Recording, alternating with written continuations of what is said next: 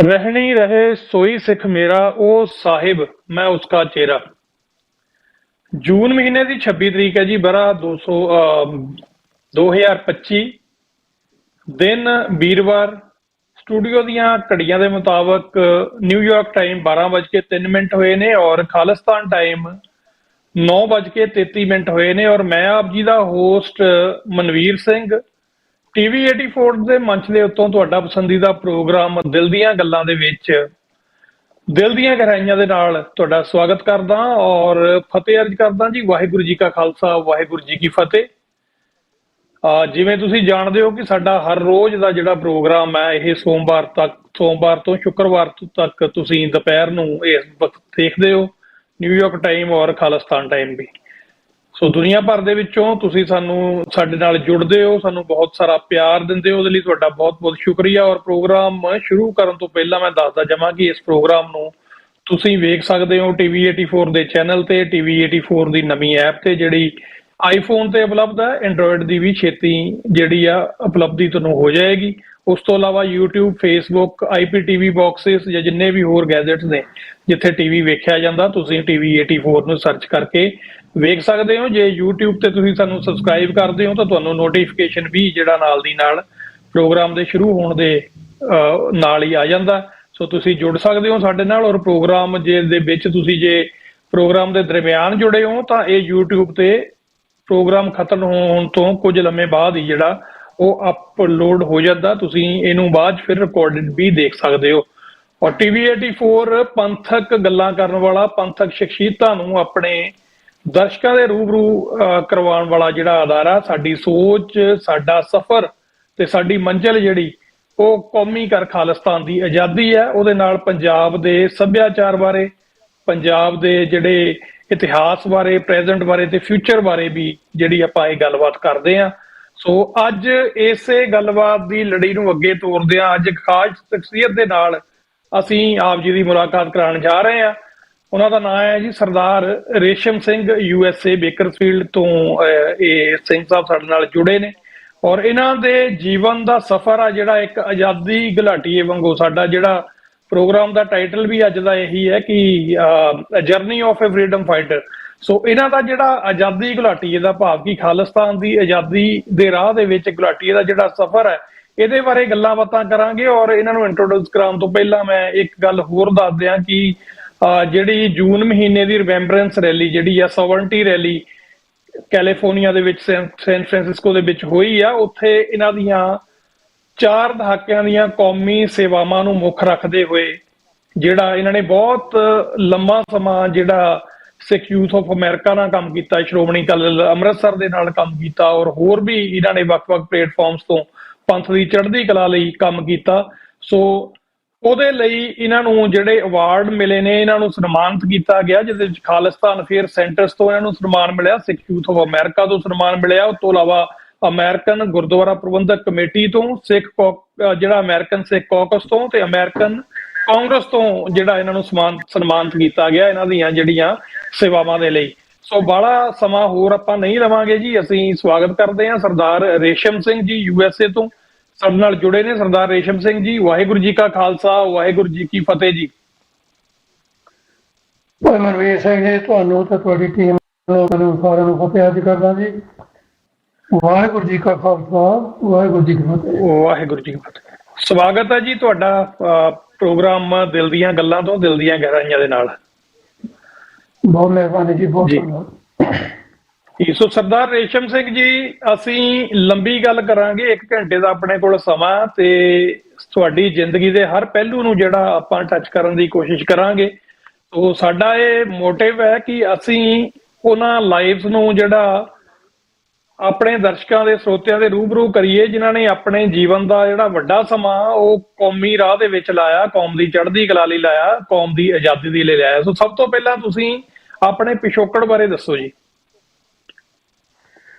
ਹਾਂਜੀ, ਮੇਰਾ ਜਨਮ ਹੈਗਾ ਜੀ ਪਿੰਡ ਕਲਰਾਜ, ਜਲੰਧਰ ਦੇ ਵਿੱਚ ਹੈਗਾ ਜੀ, ਆਦਮਪੁਰ ਤੋਂ 4 ਕਿਲੋਮੀਟਰ ਤੇ ਜੀ। ਤੇ ਮੈਂ 75 ਦੇ ਵਿੱਚ ਆਪਣੀ ਐਜੂਕੇਸ਼ਨ ਜਿਹੜੀ ਕੰਪਲੀਟ ਕਰਕੇ ਤੇ ਜਦੋਂ ਦਰਬਾਰ ਸਾਹਿਬ ਦੇ ਉੱਤੇ ਹਮਲਾ ਕੀਤਾ ਗਿਆ ਹਿੰਦੁਸਤਾਨ ਦੀ ਆਰਮੀ ਵੱਲੋਂ, ਜੀ ਉਸ ਵੇਲੇ ਮੈਂ ਇੱਥੇ ਬਾਹਰ ਅਮਰੀਕਾ ਦੇ ਵਿੱਚ ਆ ਗਿਆ ਸੀ ਦਸੰਬਰ 'ਚ।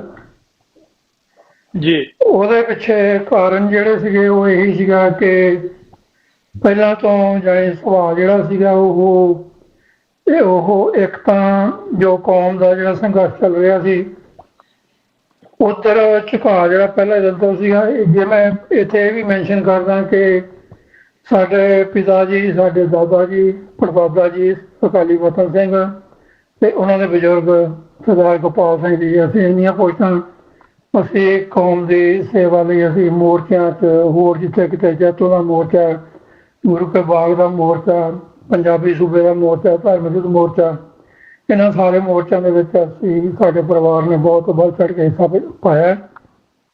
ਜੀ ਉਸ ਤੋਂ ਬਾਅਦ ਬਾਹਰ ਆ ਕੇ ਥੋੜ੍ਹੀ ਬਹੁਤ ਜਿਹੜੀ ਇੰਡੀਆ ਦੀ ਇਨਵੋਲਵਮੈਂਟ ਸੀਗੀ, ਉਹ ਮੈਂ ਭਾਈ ਮਨਵੀਰ ਸਿੰਘ ਜੀ, ਉਹ ਮੈਂ ਡਿਟੇਲ 'ਚ ਇਸ ਕਰਕੇ ਨਹੀਂ ਬਹੁਤਾ ਜਾਣਾ ਚਾਹੁੰਦਾ ਕਿ ਕਾਰਨ ਇਹ ਹੈ ਕਿ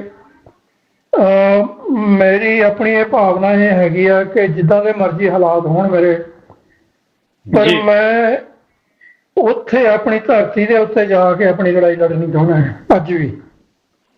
ਜੀ ਤੇ ਸਮੇਂ ਦੇ ਨਾਲ ਜਦੋਂ ਵੀ ਲੋੜ ਪਈ ਆ ਤੇ ਜਿਹੜੀ ਵੀ ਜਥੇਬੰਦੀ ਨਾਲ ਕੰਮ ਕੀਤਾ, ਅਸੀਂ ਬਿਨਾਂ ਕਿਸੇ ਹੀਲ ਹੋਜਤ ਤੋਂ ਮੈਂ ਉੱਥੇ ਆਪਣੀ ਹਾਜ਼ਰੀ ਲਗਾਉਂਦਾ ਰਿਹਾ। ਤੇ ਪਰ ਇੰਨੀ ਗੱਲ ਸੀਗੀ ਕਿ ਪਹਿਲੀ ਗੱਲ ਤਾਂ ਵੀ ਕਿਸੇ ਨਾਲ ਵੀ ਧੱਕਾ ਹੋਵੇ, ਜਿਵੇਂ ਗੁਰੂ ਮਹਾਰਾਜ ਦਾ ਸਿਧਾਂਤ ਹੈਗਾ, ਉਹ ਬਰਦਾਸ਼ਤ ਨਹੀਂ ਹੁੰਦਾ ਹੈ। ਤੇ ਖਾਸ ਕਰ ਜਦੋਂ ਸਿੱਖਾਂ ਦੇ ਨਾਲ ਇੰਨਾ ਜ਼ਿਆਦਾ ਧੱਕਾ ਹੋ ਰਿਹਾ ਹੋਵੇ ਕਿ ਤੁਹਾਡੀ ਹੋਂਦ ਹੀ ਖਤਮ ਕਰਨ ਤੱਕ ਜਿਹੜੀਆਂ ਸਰਕਾਰਾਂ ਤੁਰ ਜਾਣ, ਤੇ ਉੱਥੇ ਸਾਡਾ ਪਿੱਛੇ ਰਹਿਣ ਦਾ ਤਾਂ ਕੋਈ ਬਹੁਤਾ ਸਵਾਲ ਨਹੀਂ ਸੀ ਪੈਦਾ ਹੁੰਦਾ। ਜੀ ਸੋ ਅਸੀਂ ਆਪਣੇ ਵੱਲੋਂ, ਮੈਂ ਪਿਛਲੇ ਪੋਡਕਾਸਟ ਦੇ ਵਿੱਚ ਵੀ ਆਪਣਾ ਇੱਕ ਬੇਨਤੀ ਕੀਤੀ ਸੀ ਕਿ ਇਨਵੋਲਵਮੈਂਟ ਸਾਡੀ ਜਿਹੜੀ ਉਹ 78 ਤੋਂ ਹੀ ਤਕਰੀਬਨ ਹੋ ਗਈ ਸੀ। ਜੀ ਤੇ ਉਸ ਤੋਂ ਬਾਅਦ ਫਿਰ ਜਿਹੜਾ ਪੰਜਾਬ ਦੇ ਵਿੱਚ ਜਿਹੜਾ ਦੌਰ ਚੱਲਿਆ, ਉਹ ਜਿਹੜੇ ਬੰਦੇ ਮੇਰੇ ਹਾਣੀ ਨੇ ਜਾਂ ਮੇਰੇ ਤੋਂ ਉਮਰ ਥੋੜ੍ਹੇ ਬਹੁਤੇ ਅੱਗੇ ਪਿੱਛੇ ਹੋਣਗੇ, ਉਹਨਾਂ ਨੂੰ ਇਹ ਸਾਰਾ ਪਤਾ ਹੈ ਕਿਸ ਤਰੀਕੇ ਨਾਲ ਸਰਕਾਰੀ ਏਜੰਸੀਆਂ, ਸਰਕਾਰੀ ਫੋਰਸ ਸਿੱਖ ਨੌਜਵਾਨਾਂ ਨੂੰ, ਖਾਸ ਕਰ ਜਿਨ੍ਹਾਂ ਦੇ ਮੂੰਹ ਤੇ ਦਾੜੇ ਸੀ, ਥੋੜੇ ਦਸਤਾਰੇ ਸੀਗੇ, ਉਹਨਾਂ ਨੂੰ ਕਿਸ ਤਰੀਕੇ ਨਾਲ ਟ੍ਰੀਟ ਕਰਦੇ ਸੀ, ਕਿਵੇਂ ਉਹ ਸਾਰਾ ਦੌਰ ਅਸੀਂ ਆਪਣੇ ਚੱਲਿਆ ਜੀ। ਹਾਂਜੀ, ਔਰ ਇਹ ਵੀ ਮੈਂ ਇੱਥੇ ਦੱਸਣਾ ਚਾਹੁੰਦਾ ਕਿ ਉਸ ਵੇਲੇ ਜਦੋਂ ਇਹ ਸਾਰਾ ਕੁਝ ਚੱਲ ਰਿਹਾ ਸੀ ਤੇ ਮੈਂ ਜਲੰਧਰ ਦੇ ਵਿੱਚ ਇੱਕ ਬਿਜ਼ਨਸ ਜਿਹੜਾ ਹਾਰਡਵੇਅਰ ਦਾ ਮੈਂ ਚਲਾ ਰਿਹਾ ਸੀ। ਤੇ ਜਲੰਧਰ ਇੱਕ ਇੱਦਾਂ ਦਾ ਸ਼ਹਿਰ ਹੈ ਜਿੱਥੇ ਹਿੰਦੂ ਬਹੁ ਗਿਣਤੀ ਹੈ ਤੇ ਖਾਸ ਕਰ ਜਿਹੜੇ ਜਨਸੰਘੀ ਉਸ ਸ਼ਹਿਰ ਦੇ ਵਿੱਚ ਬਹੁਤ ਵੱਡੀ ਗਿਣਤੀ 'ਚ ਹੈਗੇ ਆ। ਜੀ ਸੋ ਉਹਨਾਂ ਨਾਲ ਆਨੇ ਬਹਾਨੇ ਕਿਤੇ ਨਾ ਕਿਤੇ ਟਕਰਾਅ ਹੁੰਦਾ ਰਹਿੰਦਾ ਸੀ। ਸੋ ਉਹ ਚੀਜ਼ ਜਿਹੜੀ ਆ ਉਹ ਮਨ ਨੂੰ ਹੋਰ ਤਿੱਖਾ ਕਰਦੀ ਸੀ ਬਈ ਤੁਹਾਡੇ ਆਪਣੇ ਘਰ ਦੇ ਵਿੱਚ ਹੀ ਤੁਸੀਂ ਆਪਣੀ ਆਜ਼ਾਦੀ ਨਾਲ ਨਹੀਂ ਰਹਿ ਸਕਦੇ, ਆਪਣੀ ਗੱਲ ਨਹੀਂ ਕਰ ਸਕਦੇ। ਸੋ ਆਪਾਂ ਨੂੰ ਇਸ ਬਾਰੇ ਕੁਛ ਨਾ ਕੁਛ ਉਪਰਾਲਾ ਕਰਨਾ ਚਾਹੀਦਾ। ਸੋ ਅਸੀਂ ਫਿਰ ਇੱਧਰ ਸੰਘਰਸ਼ ਦੇ ਵਿੱਚ ਜਿਹੜਾ ਉਹ ਆਏ, ਜਿਵੇਂ ਮੈਂ ਤੁਹਾਨੂੰ ਦੱਸਿਆ ਕਿ ਦਸੰਬਰ 1984 ਦੇ ਵਿੱਚ ਮੈਂ ਇੱਥੇ ਅਮਰੀਕਾ 'ਚ ਆਇਆ। ਤੇ ਪਹਿਲੇ 2 ਸਾਲ ਮੈਂ ਜ਼ਿਆਦਾ ਪਿਛਲੀਆਂ ਜਿਹੜੀਆਂ ਐਕਟੀਵਿਟੀ ਸੀਗੀਆਂ ਉਹਨਾਂ ਕਰਕੇ ਜ਼ਿਆਦਾ ਕਿਸੇ ਗੱਲ 'ਚ ਇਨਵੋਲਵ ਨਹੀਂ ਹੋਇਆ। ਤੇ ਉਸ ਤੋਂ ਬਾਅਦ ਫਿਰ ਲਗਾਤਾਰ ਅਸੀਂ ਆਪਣੀ ਹਾਜ਼ਰੀ ਜਿਹੜੀ ਆ, ਪਹਿਲਾਂ ਸਭ ਤੋਂ ਪਹਿਲਾਂ ਸਿੱਖ ਯੂਥ ਅਮਰੀਕਾ ਇਹ ਜੁਆਇਨ ਕੀਤੀ। ਜੀ ਉਹਦੇ 'ਚ ਵੀ ਜਿੱਥੇ ਜਿੱਥੇ ਪਾਰਟੀ ਨੇ, ਜਥੇਬੰਦੀ ਨੇ ਜਿੱਥੇ ਜਿੱਥੇ ਸੇਵਾ ਲਾਈ, ਤਕਰੀਬਨ ਹਰੇਕ ਕੰਟਰੀ 'ਚ ਜਿੱਥੇ ਵੀ ਉਹਨਾਂ ਨੇ ਮੈਨੂੰ ਭੇਜਿਆ ਮੈਂ ਜਾ ਕੇ ਆਪਣੀ ਹਾਜ਼ਰੀ ਭਰੀ। ਔਰ ਇੱਥੇ ਵੀ ਕੋਈ ਲਗਾਤਾਰ ਅਸੀਂ ਆਪਣਾ ਜਿਹੜਾ ਕੋਈ ਵੀ ਕੌਮੀ ਪ੍ਰੋਟੈਸਟ ਸੀ ਕਦੇ ਜ਼ਿੰਦਗੀ 'ਚ ਮਿਸ ਨਹੀਂ ਸੀ ਕੀਤਾ, ਚਾਹੇ ਉਹ ਭਾਰਤੀ ਐਮਬੈਸੀ ਦੇ ਅੱਗੇ ਹੋਵੇ ਜਾਂ 15 ਅਗਸਤ ਦੀ ਪਰੇਡ ਹੋਵੇ, ਜਾਂ ਅਸੀਂ ਬਹੁਤ ਸਾਰੇ ਪ੍ਰੋਗਰਾਮ ਇੱਦਾਂ ਦੇ ਵੀ ਲਿਖੇ ਕਿ ਅਸੀਂ ਜਿਹੜੇ ਭਾਰਤੀ ਏਜੰਸੀਆਂ ਦੇ ਜਾਂ ਭਾਰਤੀ ਸਰਕਾਰ ਦੇ ਜਿਹੜੇ ਏਜੰਟ ਸੀ, ਚਾਹੇ ਉਹ ਕਿਸੇ ਵੀ ਰੂਪ 'ਚ ਹੋਣ, ਚਾਹੇ ਉਹ ਕਾਂਗਰਸੀ ਹੋਣ, ਅਕਾਲੀ ਹੋਣ, ਅਸੀਂ ਹਮੇਸ਼ਾ ਉਹਨਾਂ ਨੂੰ ਮਤਲਬ ਗੁਰਦੁਆਰੇ 'ਚ ਜਾਣ ਤੋਂ ਪਹਿਲਾਂ ਅਸੀਂ ਉਹਨਾਂ ਨੂੰ ਸਵਾਲ ਖੜੇ ਕੀਤੇ। ਈਵਨ ਇੱਥੋਂ ਤੱਕ ਆਪਣੇ ਜਿਹੜੇ ਜਥੇਦਾਰ ਸਾਹਿਬਾਨ ਵੀ ਹੁੰਦੇ ਸੀ, ਬਈ ਤੁਸੀਂ ਇਹ ਦੱਸੋ ਪਹਿਲਾਂ ਸਾਨੂੰ ਵੀ ਤੁਸੀਂ ਕੌਮ ਲਈ ਕੀ ਕਰ ਰਹੇ ਹੋ। ਇਹ ਗੱਲਾਂ ਜੀ ਮੈਨੂੰ ਯਾਦ ਆ ਅੱਜ ਵੀ ਬਈ ਕੈਪਟਨ ਕਮਲਜੀਤ ਸਿੰਘ ਆਏ ਸੀ ਇੱਥੇ ਬਰਮੌਰ ਗੁਰਦੁਆਰੇ ਹਿੱਲੇ 'ਚ ਪੈਂਦਾ ਇਹ, ਤੇ ਉਸ ਵੇਲੇ ਵੀ ਮੈਂ ਸਟੇਜ ਸੈਕਟਰੀ ਸੀਗਾ ਤੇ ਮੈਂ ਉਹਨਾਂ ਨੂੰ ਇੱਕੋ ਹੀ ਬੇਨਤੀ ਕੀਤੀ ਕਿ ਭਾਈ ਤੁਸੀਂ ਮੈਂ ਇੱਥੇ ਆ ਕੇ ਇਹ ਗੱਲਾਂ ਕਰਦੇ ਆ ਵੀ ਇੱਥੇ ਸੜਕਾਂ ਬੜੀਆਂ ਚੌੜੀਆਂ, ਸਾਡੇ ਸਿੱਖਾਂ ਦੇ ਬਿਜ਼ਨਸ ਬੜੇ ਆ, ਇਹ ਗੱਲਾਂ ਸਾਰੀਆਂ ਸਾਨੂੰ ਪਤਾ ਹੈ, ਇਹਨਾਂ ਗੱਲਾਂ ਦੇ ਵਿੱਚ ਕੁਛ ਨਹੀਂ ਰੱਖਿਆ ਹੋਇਆ। ਬਈ ਸਾਨੂੰ ਇਹ ਦੱਸੋ ਵੀ ਪੰਜਾਬ ਦੇ ਵਿੱਚ ਸਿੱਖਾਂ ਨਾਲ ਕੀ ਹੋ ਰਿਹਾ, ਤੁਹਾਡੀਆਂ ਸਰਕਾਰਾਂ ਨਾਲ, ਤੁਸੀਂ ਸਿੱਖ ਹੋ ਤੇ ਤੁਸੀਂ ਸਿੱਖਾਂ ਦੇ ਕੀ ਕਰਦੇ ਹੈ। ਉਹਨਾਂ ਦਾ ਜਿਹੜਾ ਜਵਾਬ ਸੀ ਕਿ ਅਸੀਂ ਦੇਖੋ ਜੀ 800 ਕਰੋੜ ਦਾ ਕਰਜ਼ਾ ਮਾਫ ਕਰਾਤਾ ਉੱਥੇ ਸੈਂਟਰ ਸਰਕਾਰ ਤੋਂ, ਜੀ ਤੇ ਪੂਰੀ ਸੰਗਤ ਦੇ ਵਿੱਚ ਸਟੇਜ ਦੇ ਤੋਂ ਮੈਂ ਇਹ ਗੱਲ ਕਹੀ ਸੀ ਵੀ 800 ਕਰੋੜ ਦਾ ਜਿਹੜਾ ਕਰਜ਼ਾ ਸੀ ਉਹ ਕਾਹਦਾ ਸੀ, ਤੇ ਉਹਨਾਂ ਨੂੰ ਇਸ ਗੱਲ ਤੇ ਕੋਈ ਜਵਾਬ ਨਹੀਂ ਆਇਆ ਜਾਂ ਉਹ ਦੇਣਾ ਨਹੀਂ ਸੀ ਚਾਹੁੰਦੇ ਜਵਾਬ। ਤੇ ਫਿਰ ਮੈਂ ਸਾਰੀ ਸੰਗਤ ਦੇ ਵਿੱਚ ਮੈਂ ਕਿਹਾ ਜੀ, ਮੈਂ ਕਿਹਾ ਸੰਗਤ ਜੀ ਜਿਹੜਾ 800 ਕਰੋੜ ਦਾ ਕਰਜ਼ਾ ਸੀ ਸਾਡਾ, ਉਹ ਇਸ ਗੱਲ ਦਾ ਸੀਗਾ ਕਿ ਕੇਂਦਰ ਦੀਆਂ ਏਜੰਸੀਆਂ ਨੇ, ਉਹਨਾਂ ਦੀਆਂ ਜਿਹੜੀਆਂ ਫੋਰਸਸ ਨੇ, ਉਹਨਾਂ ਨੇ ਸਾਡੇ ਜਿਹੜੇ ਨੌਜਵਾਨ ਬੱਚੇ ਚੱਕ ਕੇ ਮਾਰੇ ਆ ਝੂਠੇ ਮੁਕਾਬਲਿਆਂ ਦੇ ਵਿੱਚ, ਉਹਨਾਂ ਦੇ ਉੱਤੇ ਜਿਹੜਾ ਬਾਲਣ ਪਾਇਆ ਗਿਆ, ਉਹ ਬਾਲਣ ਦੀ ਕੀਮਤ ਸਾਤੋਂ ਵਸੂਲਣੀ ਚਾਹੁੰਦੇ ਸੀ 800 ਕਰੋੜ ਜੀ, ਤੇ ਉਹ ਇਹ ਕਹਿੰਦੇ ਮਾਫ ਕਰਾਤੀ ਹੈ, ਹੁਣ ਬਾਕੀ ਇਹ ਜਾਣਾ। ਸੋ ਸਮੇਂ ਤੇ ਅਸੀਂ ਹਮੇਸ਼ਾ ਜਿਹੜਾ ਉਹ ਜਿਹੜੇ ਵੀ ਲੋਕ ਪੰਜਾਬ ਤੋਂ ਆਉਂਦੇ ਸੀ ਆ ਕੇ ਉਹਨਾਂ ਦੀ ਵਕਾਲਤ ਕਰਦੇ ਸੀ।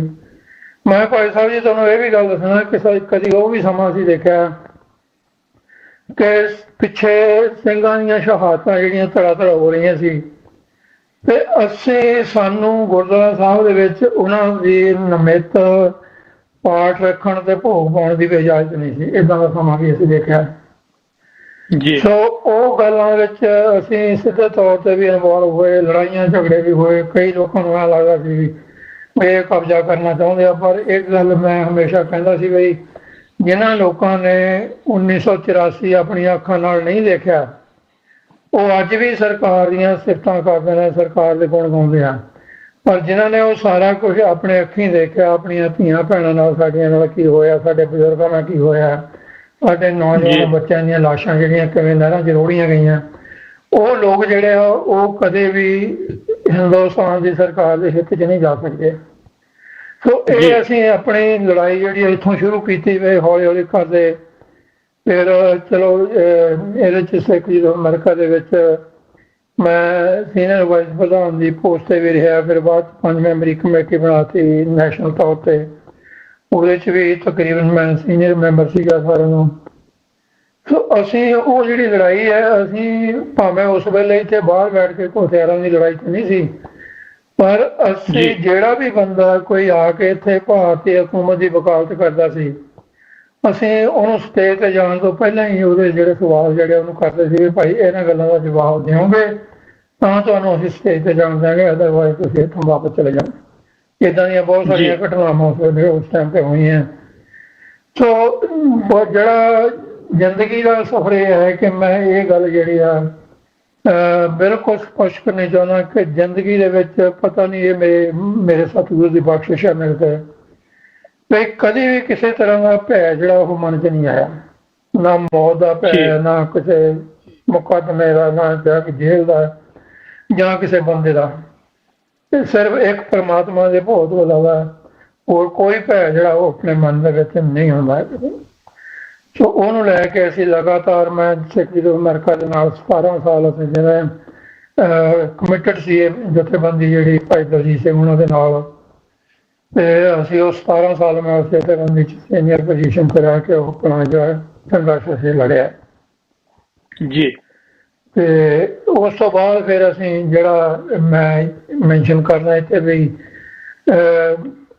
ਜਦੋਂ ਇਹ ਗੱਲ 2006 ਦੀ, ਜਦੋਂ ਭਾਈ ਦਲਜੀਤ ਸਿੰਘ ਜੀ ਤੇ ਇੱਥੋਂ ਸਰਦਾਰ ਹਰਪਾਲ ਸਿੰਘ ਚੀਮਾ ਇੱਥੋਂ ਬਾਹਰੋਂ ਡਿਪੋਰਟ ਹੋ ਕੇ ਗਏ ਸੀ, ਇਹ ਨਾਭੇ ਜੇਲ੍ਹ ਦੇ ਵਿੱਚ ਸੀਗੇ। ਫਿਰ ਇਹਨਾਂ ਨੇ ਉੱਥੋਂ ਮੈਨੂੰ ਕਾਲ ਕੀਤੀ ਜੇਲ੍ਹ 'ਚੋਂ, ਤੇ ਇਹਨਾਂ ਨੇ ਕਾਫੀ, ਕਿਉਂਕਿ ਪਹਿਲਾਂ ਵੀ ਕਾਫੀ ਗੱਲਬਾਤ ਨਾਲ ਹੁੰਦੀ ਰਹਿੰਦੀ ਸੀ, ਉਹਨਾਂ ਨੇ ਕਿਹਾ ਵੀ ਭਾਈ ਦੇਖੋ ਜੇ ਸਰਦਾਰ ਸਿਮਰਨ ਸਿੰਘ ਮਾਨ ਉਹਨਾਂ ਦੇ ਨਾਲ ਤੁਸੀਂ ਗੱਲਬਾਤ, ਹਾਲਾਂਕਿ ਮੈਂ ਜਥੇਬੰਦੀ ਦੇ ਵਿੱਚ ਮੇਰਾ ਕੋਈ ਉਹਨਾਂ ਦਾ ਕੋਈ ਨਾ ਮੈਂਬਰਸ਼ਿਪ ਜਾਂ ਕਿਸੇ ਤਰ੍ਹਾਂ ਦਾ ਲੈਣਾ ਦੇਣਾ ਨਹੀਂ ਸੀ, ਪਰ ਮੈਂ ਫਿਰ ਵੀ ਜਿਹੜੀਆਂ ਜਥੇਬੰਦੀਆਂ ਕੌਮ ਦਾ ਸੰਘਰਸ਼ ਲੜਦੀਆਂ ਸੀ ਉਹਨਾਂ ਦੀ ਅਸੀਂ ਸਪੋਰਟ ਕਰਦੇ ਸੀ ਸਾਰਿਆਂ ਦੀ। ਤੋ ਜੀ ਇਹਨਾਂ ਨੇ ਫਿਰ ਕਾਲ ਕਰਕੇ ਮੈਨੂੰ ਕਿਹਾ ਵੀ ਦੇਖੋ ਕੌਮ ਜਿਹੜੀ ਉਹ ਇਸ ਵੇਲੇ ਬਹੁਤ ਨਿਰਾਸ਼ਾ ਦੇ ਆਲਮ ਦੇ ਵਿੱਚ ਹੈਗੀ ਆ, ਤੇ ਜੇ ਅਸੀਂ ਏਦਾਂ ਆਪਣੀ ਆਪਣੀ ਲੜਾਈ ਲੜਦੇ ਰਹੇ ਤਾਂ ਮੇਰਾ ਖਿਆਲ ਆ ਵੀ ਕਿਸੇ ਦੇ ਭਲੇ ਵੀ ਕੋਈ ਗੱਲ ਪੈਣੀ ਨਹੀਂ। ਤੇ ਸਾਡੀ 2-2.5 ਘੰਟੇ ਲਗਾਤਾਰ ਗੱਲਬਾਤ ਹੋਈ, ਉਹਦੇ ਤੇ ਅਸੀਂ ਇਹ ਫਾਈਨਲ ਕੀਤਾ ਵੀ ਜੇ ਦੋਨੇ ਵੱਡੀਆਂ ਜਥੇਬੰਦੀਆਂ ਜੇ ਇੱਕ ਦੂਜੇ ਨਾਲ ਇਕੱਠੀਆਂ ਰਲ ਕੇ ਚੱਲਣਾ। ਪਰ ਉਸ ਵੇਲੇ ਉਹਨਾਂ ਨੇ ਭਾਈ ਦਲਜੀਤ ਸਿੰਘ ਉਹਨਾਂ ਨੇ ਆਪਣਾ ਇਹ ਜਿਹੜਾ ਆਪਣਾ ਮਨ ਦੀ ਜਿਹੜੀ ਗੱਲ ਸੀ ਉਹ ਜ਼ਾਹਰ ਕੀਤੀ ਵੀ ਦੇਖੋ ਜੇ ਅਸੀਂ ਬਰਾਬਰ ਚੱਲਾਂਗੇ ਤਾਂ ਫਿਰ ਕਿਤੇ ਨਾ ਕਿਤੇ ਸਾਡਾ ਕੰਪੀਟੀਸ਼ਨ ਰਹੂਗਾ, ਪਰ ਅਸੀਂ ਚਾਹੁੰਦੇ ਹਾਂ ਵੀ ਸ਼੍ਰੋਮਣੀ ਅਕਾਲੀ ਦਲ ਅੰਮ੍ਰਿਤਸਰ ਦੇ ਵਿੱਚ ਅਸੀਂ ਮਰਜ ਹੋ ਜਾਈਏ। ਇਹ ਗੱਲ ਜੀ। ਮੇਰੀ ਡਾਕਟਰ ਅਮਰਜੀਤ ਸਿੰਘ ਨਾਲ ਬਹੁਤ ਵਾਰੀ ਇਸ ਗੱਲ ਦੀ ਇਸ਼ੂ ਦੇ ਉੱਤੇ ਹੋਈ ਹੈ।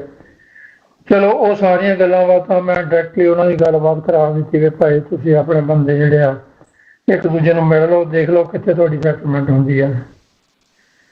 ਪਰ ਬਦਕਿਸਮਤ ਦੀ ਕੌਮ ਦੀ ਇਹ ਰਹੀ ਕਿ ਉਹ ਜਿਹੜਾ ਗੱਠਜੋੜ ਸੀਗਾ ਉਹ 2 ਸਾਲ ਤੋਂ ਜ਼ਿਆਦਾ ਨਹੀਂ ਚੱਲ ਸਕਿਆ। 2008 ਦੇ ਵਿੱਚ ਫਿਰ ਇਹਨਾਂ ਦੇ ਵਿੱਚ ਕਾਫੀ ਵਖਰੇਵੇਂ ਜਿਹੜੇ ਉਹ ਵੱਧ ਗਏ। ਹੁਣ ਦੇਖੋ ਇੱਕ ਚੀਜ਼ ਮੈਂ ਹਮੇਸ਼ਾ ਕਹਿੰਦਾ, ਅੱਜ ਵੀ ਕਹਿੰਦਾ, ਸਟੇਜਾਂ ਤੇ ਵੀ ਕਹਿੰਦਾ, ਹੁਣ ਵੀ ਇੱਥੇ ਵੀ ਮੈਂ ਕਹਿਣੀ ਚਾਹੂੰਗਾ ਕਿ ਜਦੋਂ ਜਿਹੜੀਆਂ ਜਿਉਂਦੀਆਂ ਕੌਮਾਂ ਜਦੋਂ ਕੋਈ ਸੰਘਰਸ਼ ਲੜਦੀਆਂ ਉਹਨਾਂ 'ਚ ਵਖਰੇਵੇਂ ਹੋਣੇ ਆ, ਕੋਈ ਵੱਖਰੀ ਗੱਲ ਨਹੀਂ ਹੈਗੀ, ਕੋਈ ਜਗੋਂ 13ਵੀਂ ਗੱਲ ਨਹੀਂ ਹੈਗੀ। ਅਸੀਂ ਉਦਾਹਰਨ ਦਿੰਦੇ ਹਾਂ ਮਿਸਲਾਂ ਦੀ, 12 ਮਿਸਲਾਂ ਦੀਆਂ। ਤੇ ਜਦੋਂ ਮੈਂ ਪੜ੍ਹਦਾ ਤਾਂ ਮੈਂ ਹਮੇਸ਼ਾ ਇਹ ਕਹਿੰਦਾ ਵੀ ਉਹ ਜਦੋਂ ਮਿਸਲਾਂ ਆਪਣਾ ਆਪਣਾ ਕੰਮ ਕਰਦੀਆਂ ਸੀ, ਆਪਣੇ ਆਪਣੇ ਇਲਾਕੇ ਵੰਡੇ ਹੋਏ ਸੀ, ਉਹਨਾਂ ਦੀਆਂ ਆਪਣੀਆਂ ਫੌਜਾਂ ਸੀਗੀਆਂ, ਉਹਦੇ ਬਾਵਜੂਦ ਵੀ ਜਦੋਂ ਕੋਈ ਕੌਮ ਦਾ ਕੋਈ ਸਾਂਝਾ ਕਾਰਜ ਹੁੰਦਾ ਸੀ ਜਾਂ ਕੋਈ ਕੌਮ ਤੇ ਭੀੜ ਬਣਦੀ ਸੀ ਸਾਰੇ ਇਕੱਠੇ ਹੋ ਜਾਂਦੇ ਸੀ, ਸਾਰੇ ਤੋਂ ਆਪਣੇ ਗੁੱਸੇ ਗਿਲੇ ਭੁਲਾ ਕੇ। ਤੇ ਅੱਜ ਸਾਡੇ ਵਿੱਚ ਇਹ ਜਿਹੜੀ ਸਭ ਤੋਂ ਵੱਡੀ ਘਾਟ ਹੋ ਗਈ ਹੈ ਕਿ ਅਸੀਂ ਆਪਣੇ ਵਿਚਾਰਾਂ ਦੇ ਵਿਰੋਧ ਨੂੰ ਅਸੀਂ ਉਹਨੂੰ ਵੈਰ ਦੇ ਵਿੱਚ ਇੱਕ ਦੂਜੇ ਨਾਲ ਵੈਰ ਕਮਾਉਣ 'ਚ ਲੱਗ ਜਾਂਦੇ ਹਾਂ, ਜਿਹੜਾ ਕਿ ਕੌਮ ਲਈ ਬਹੁਤ ਜ਼ਿਆਦਾ ਘਾਤਕ ਹੈਗਾ। ਚਾਹੀਦਾ ਤਾਂ ਇਹ ਹੈ ਵੀ ਚਲੋ ਮੇਰੇ ਤੁਹਾਡੇ ਵਿਚਾਰ ਨਹੀਂ ਰਹੇ, ਤੁਸੀਂ ਆਪਣੇ ਢੰਗ ਨਾਲ ਕੰਮ ਕਰੀਓ, ਮੈਂ ਆਪਣੇ ਢੰਗ ਨਾਲ ਕਰਾਂ ਕੰਮ। ਤੇ ਅਸੀਂ ਕੌਮ ਦੀ ਆਜ਼ਾਦੀ ਦੀ ਗੱਲ ਕਰਨੀ, ਅਸੀਂ ਕੌਮ ਦੀ ਹੋਂਦ ਦੀ ਗੱਲ ਕਰਨੀ ਹੈ ਜੀ। ਸੋ ਇਹ ਚੀਜ਼ਾਂ ਜਿਹੜੀਆਂ ਇਹ ਗੱਲ ਜਿਹੜੀ ਆ ਵੀ ਮੈਂ ਇਹਦੇ ਨਾਲ ਇਸ ਤਰ੍ਹਾਂ ਜੋੜਨਾ ਚਾਹੁੰਦਾ ਵੀ ਇੱਕ ਸਾਡੀ ਕੌਮ ਦੇ ਵਿੱਚ ਇਹ ਗੱਲ ਜਿਵੇਂ ਮੈਂ ਤੁਸੀਂ ਵੀ ਪੜ੍ਹਦੇ ਕਿਤਾਬਾਂ ਪੜ੍ਹੀਆਂ, ਪਰ ਜਦੋਂ ਕੌਮ ਜਿਹੜੀ ਲੰਮਾ ਸਮਾਂ ਗੁਲਾਮ ਰਹਿੰਦੀ ਆ ਤੇ ਉਹਦੇ 'ਚ ਕੁਛ ਨਾ ਕੁਛ ਕਮਜ਼ੋਰੀਆਂ ਵੀ ਆਉਂਦੀਆਂ। ਸੋ ਇਹ ਸਾਡੀ ਕਮਜ਼ੋਰੀ ਜਿਹੜੀ ਆ ਇਹ ਸਭ ਤੋਂ ਵੱਡੀ ਅੱਜ ਮੈਨੂੰ ਜਿਹੜੀ ਦਿਸ ਰਹੀ ਹੈ ਕਿ ਅਸੀਂ ਜਿਹੜੀ ਸਰਕਾਰ ਨਾਲ ਲੜਾਈ ਹੈ ਸਾਡੀ, ਜਿਹਨੇ ਸਾਡਾ ਮਤਲਬ ਹੋਂਦ ਮਟਾਉਣ ਤੱਕ ਗਏ ਆ, ਸਾਡੇ ਦਰਬਾਰ ਸਾਹਿਬ ਤੇ ਹਮਲਾ ਕੀਤਾ, ਹੋਰ ਗੁਰੂ ਘਰਾਂ ਦੇ ਉੱਤੇ ਅੱਜ ਅਸੀਂ ਜੂਨ ਦਾ ਦਿਹਾੜਾ ਮਨਾ ਕੇ ਹਟੇ ਹਾਂ, 41ਵਾਂ ਜਿਹੜੀ ਉਹਦੀ ਵਰਸੀ। ਅਸੀਂ ਉਹ ਸਾਰਾ ਕੁਛ ਪਿੱਛੇ ਸੁੱਟ ਕੇ ਅਸੀਂ ਲੜਾਈਆਂ 'ਚ ਪੈ ਗਏ, ਫਲਾਨਾ ਬੋਲੂਗਾ ਫਲਾਣਾ ਨਹੀਂ ਬੋਲੂਗਾ, ਤੇ ਫਲਾਣੀ ਜਥੇਬੰਦੀ ਨੂੰ ਅਸੀਂ ਮੰਨਦੇ ਹਾਂ, ਫਲਾਣੇ ਨੂੰ ਨਹੀਂ ਮੰਨਦੇ। ਪਰ ਬਦਕਿਸਮਤ ਇਹ ਹੈ ਕਿ ਮੈਂ ਹੁਣ ਵੀ ਕਈ ਵਾਰੀ ਗੱਲ ਕਰਦਾ ਵੀ ਜਦੋਂ ਵੀ ਕਦੀ ਗੱਲ ਹੁੰਦੀ ਆ, ਜੂਨ ਦੀ ਗੱਲ ਹੁੰਦੀ ਆ ਜਾਂ ਹੋਰ ਜਿਹੜੇ ਇਤਿਹਾਸਕ ਦਿਹਾੜੇ ਮਨਾਉਂਦੇ ਆ, ਅਸੀਂ ਕਹਿੰਦੇ ਸਾਡੇ ਲੀਡਰ ਜਿਹੜੇ ਆ ਉਹ ਸਮੇਂ ਦੇ ਹਾਣ ਦੇ ਨਹੀਂ ਸੀ, ਉਹ ਸਹੀ ਫੈਸਲਾ ਨਹੀਂ ਲੈ ਸਕੇ। ਪਰ ਮੈਂ ਜਿਹੜਾ ਗੁਰੂ ਇਤਿਹਾਸ ਪੜ੍ਹਿਆ ਜਾਂ ਮੈਂ ਸਿੱਖ ਇਤਿਹਾਸ ਪੜ੍ਹਿਆ, ਮੈਂ ਉਹ ਤੋਂ ਇੱਕ ਚੀਜ਼ ਸਿੱਖੀ ਹੈ ਕਿ ਤੁਸੀਂ ਜਿਹੜੇ ਦੁਸ਼ਮਣ ਨਾਲ ਤੁਹਾਡੀ ਲੜਾਈ ਹੈ ਉਹਦੀ ਫਿਤਰਤ ਨੂੰ ਸਮਝਣ ਦੀ ਕੋਸ਼ਿਸ਼ ਕਰੋ, ਉਹ ਕੀ ਚਾਹੁੰਦਾ, ਉਹਦਾ ਕਿਰਦਾਰ ਕੀ ਹੈ, ਉਹ ਕਿੱਥੇ ਖੜਾ ਹੈ ਇਸ ਵੇਲੇ।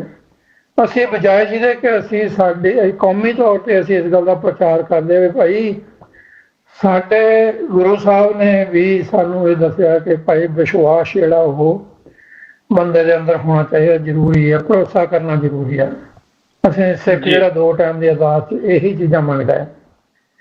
ਜੇ ਅਸੀਂ ਉਹਨਾਂ ਲੋਕਾਂ ਨਾਲ ਜਿਨ੍ਹਾਂ ਦੇ ਅੰਦਰ ਬਹੁਤ ਵੱਡੀ ਨਫ਼ਰਤ ਸੀ ਸਿੱਖੀ ਵਾਸਤੇ, ਜਾਂ ਜਿਹੜੇ ਇਹਦਾ ਨਾਲੇ ਸਦੀਆਂ ਤੋਂ ਗੁਨਾਹਗਾਰ ਸੀ ਜਿਹੜੇ ਲੋਕ, ਉਹਨਾਂ ਦੇ ਨਾਲ ਜਦੋਂ ਸਮਝੌਤੇ ਹੋਏ, ਡੀਲ ਹੋਈਆਂ, ਤੇ ਨਹਿਰੂ ਨੇ ਕਿਹਾ ਜੀ ਵੀ ਸਿੱਖਾਂ ਨੂੰ ਇੱਕ ਇਹੋ ਜਿਹਾ ਖਿੱਤਾ ਮਿਲੂਗਾ ਜਿੱਥੇ ਉਹ ਆਪਣੀ ਆਜ਼ਾਦੀ ਦਾ ਨਿੱਘ ਮਾਣ ਸਕਣ।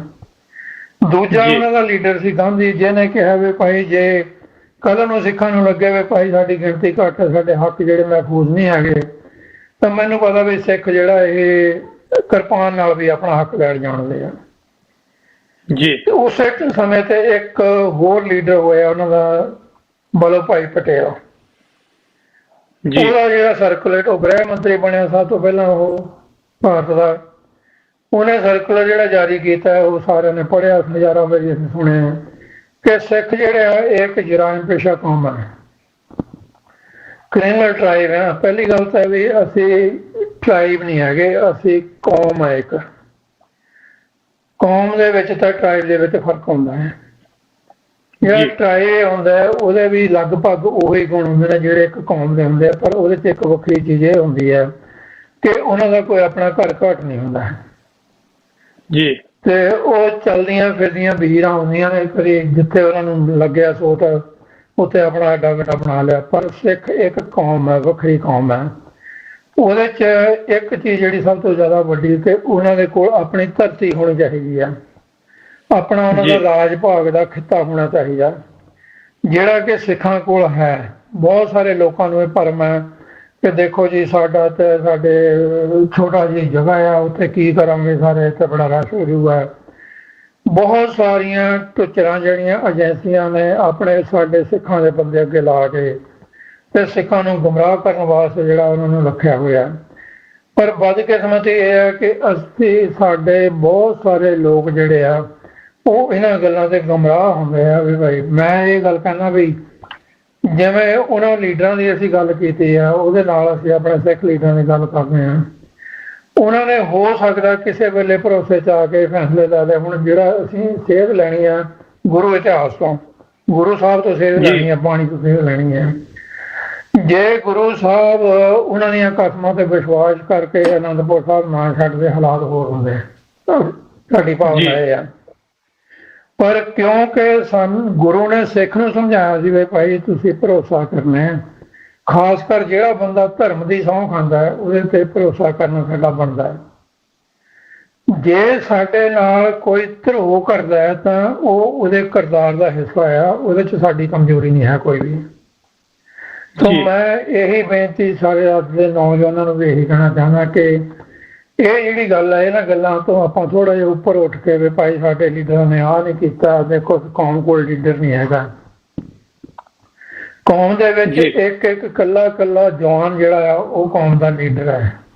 ਹੁਣ ਸਾਡੇ ਸਾਹਮਣੇ ਐਗਜ਼ਾਮਪਲਸ ਹੈਗੀਆਂ ਨੇ, ਭਾਈ ਦੀਪ ਸਿੰਘ ਤੇ ਆਪਣੇ ਸੰਦੀਪ ਸਿੰਘ ਸਿੱਧੂ ਦੀ ਤੇ ਆਪਣੇ ਭਾਈ ਅਮਰਪਾਲ ਸਿੰਘ ਦੀ। ਉਹਨਾਂ ਨੂੰ ਕਿਸੇ ਨੇ ਟ੍ਰੇਨ ਕਰਕੇ ਨਹੀਂ ਭੇਜਿਆ ਕਿ ਤੁਸੀਂ ਜਾ ਕੇ ਲੀਡ ਕਰੋ। ਹਾਂਜੀ ਜੀ। ਸਾਡੇ ਜਦੋਂ 89 ਦੇ ਵਿੱਚ ਸਰਦਾਰ ਸਿੰਘ ਮਾਨ ਜਿਹੜੇ ਆ ਉਹ ਪਹਿਲੀ ਵਾਰੀ ਪਾਰਲੀਮੈਂਟ ਮੈਂਬਰ ਜਿੱਤੇ ਆ, ਉਹਨਾਂ ਨੇ ਹੁਣ ਪੋਲੀਟੀਕਲ ਲਾਈਨ ਉਹਨਾਂ ਦੇ ਪਰਿਵਾਰ ਦੀ ਸੀਗੀ, ਪਰ ਉਹਨਾਂ ਨੇ ਉਹਦੇ ਲਈ ਖਾਸ ਟ੍ਰੇਨਿੰਗ ਨਹੀਂ ਲਈ। ਪਰ ਫਿਰ ਵੀ ਉਹਨਾਂ ਨੇ ਜਿਸ ਤਰ੍ਹਾਂ ਦੇ ਹਾਲਾਤ ਸੀ ਉਹਨਾਂ ਨਾਲ ਉਸ ਤਰੀਕੇ ਨਾਲ ਨਜਿੱਠਣ ਦੀ ਆਪਣੇ ਵੱਲੋਂ ਪੂਰੀ ਵਾਹ ਲਾਈ ਉਹਨਾਂ ਨੇ ਜੀ। ਪਰ ਗੱਲ ਇਹ ਹੈ ਕਿ ਅਸੀਂ ਅੱਜ ਤੱਕ ਕੀ ਬੈਠ ਕੇ ਖਾਮੇ ਨਾਲ ਕਦੀ ਕਿਸੇ ਹੋ ਸਕਦਾ ਸਾਡੇ ਬਹੁਤ ਸਾਰੇ ਲੋਕਾਂ ਨਾਲ ਵਿਚਾਰਕ ਮਤਭੇਦ ਹੈਗੇ ਆ, ਪਰ ਜੇ ਅਸੀਂ ਗੁਰੂ ਸਾਹਿਬ ਦੀ ਬਾਣੀ ਪੜ੍ਹ ਕੇ ਸੁਣਾਉਂਦੇ ਹਾਂ ਲੋਕਾਂ ਨੂੰ, ਭਾਵੇਂ ਗੁਰੂ ਸਾਹਿਬ ਕਹਿੰਦੇ ਗੁਰਮੁਖ ਬੈਸੋ ਸਫਾ ਵਿਛਾਏ, ਤੇ ਮਤਲਬ ਫਿਰ ਅਸੀਂ ਹੋਰ ਕਿਹੜੇ ਹੁਕਮ ਦੀ ਉਡੀਕ ਕਰ ਰਹੇ ਹਾਂ,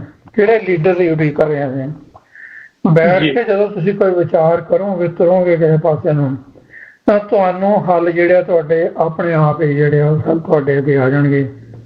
ਸੋ ਮੈਂ ਜਿਹੜਾ ਆਪਣੀ ਜ਼ਿੰਦਗੀ ਦੀ ਜਿਹੜੀ ਗੱਲ ਤੁਸੀਂ ਮੈਨੂੰ ਦੱਸੀ ਸੀ ਕਿ ਮੈਂ ਆਪਣੇ ਤੌਰ ਤੇ ਜਾਣੀ ਕੋਈ ਦਿਨ ਇੱਦਾਂ ਦਾ ਨਹੀਂ ਮੇਰਾ ਲੰਘਦਾ ਜਿੱਦਣ ਮੈਂ ਇਹਦੇ ਬਾਰੇ ਕੋਈ ਵਿਚਾਰ ਨਹੀਂ ਕਰਦਾ, ਮੈਂ ਪੜ੍ਹਦਾ ਨਹੀਂ, ਮੈਂ ਸੋਚਦਾ ਨਹੀਂ ਇਹਦੇ ਬਾਰੇ ਕਿ ਕੌਮ ਦੀ ਆਜ਼ਾਦੀ ਜਿਹੜੀ ਹੈ ਜਾਂ ਕੌਮ ਦਾ ਜਿਹੜੀ ਹੋਣੀ ਹੈ ਜਾਂ ਕੌਮ ਦਾ ਭਵਿੱਖ ਹੈ ਇਹ ਕਿਵੇਂ ਲਿਖਿਆ ਜਾਣਾ, ਕਿਵੇਂ ਇਹਨੇ ਉਜਾਗਰ ਹੋਣਾ।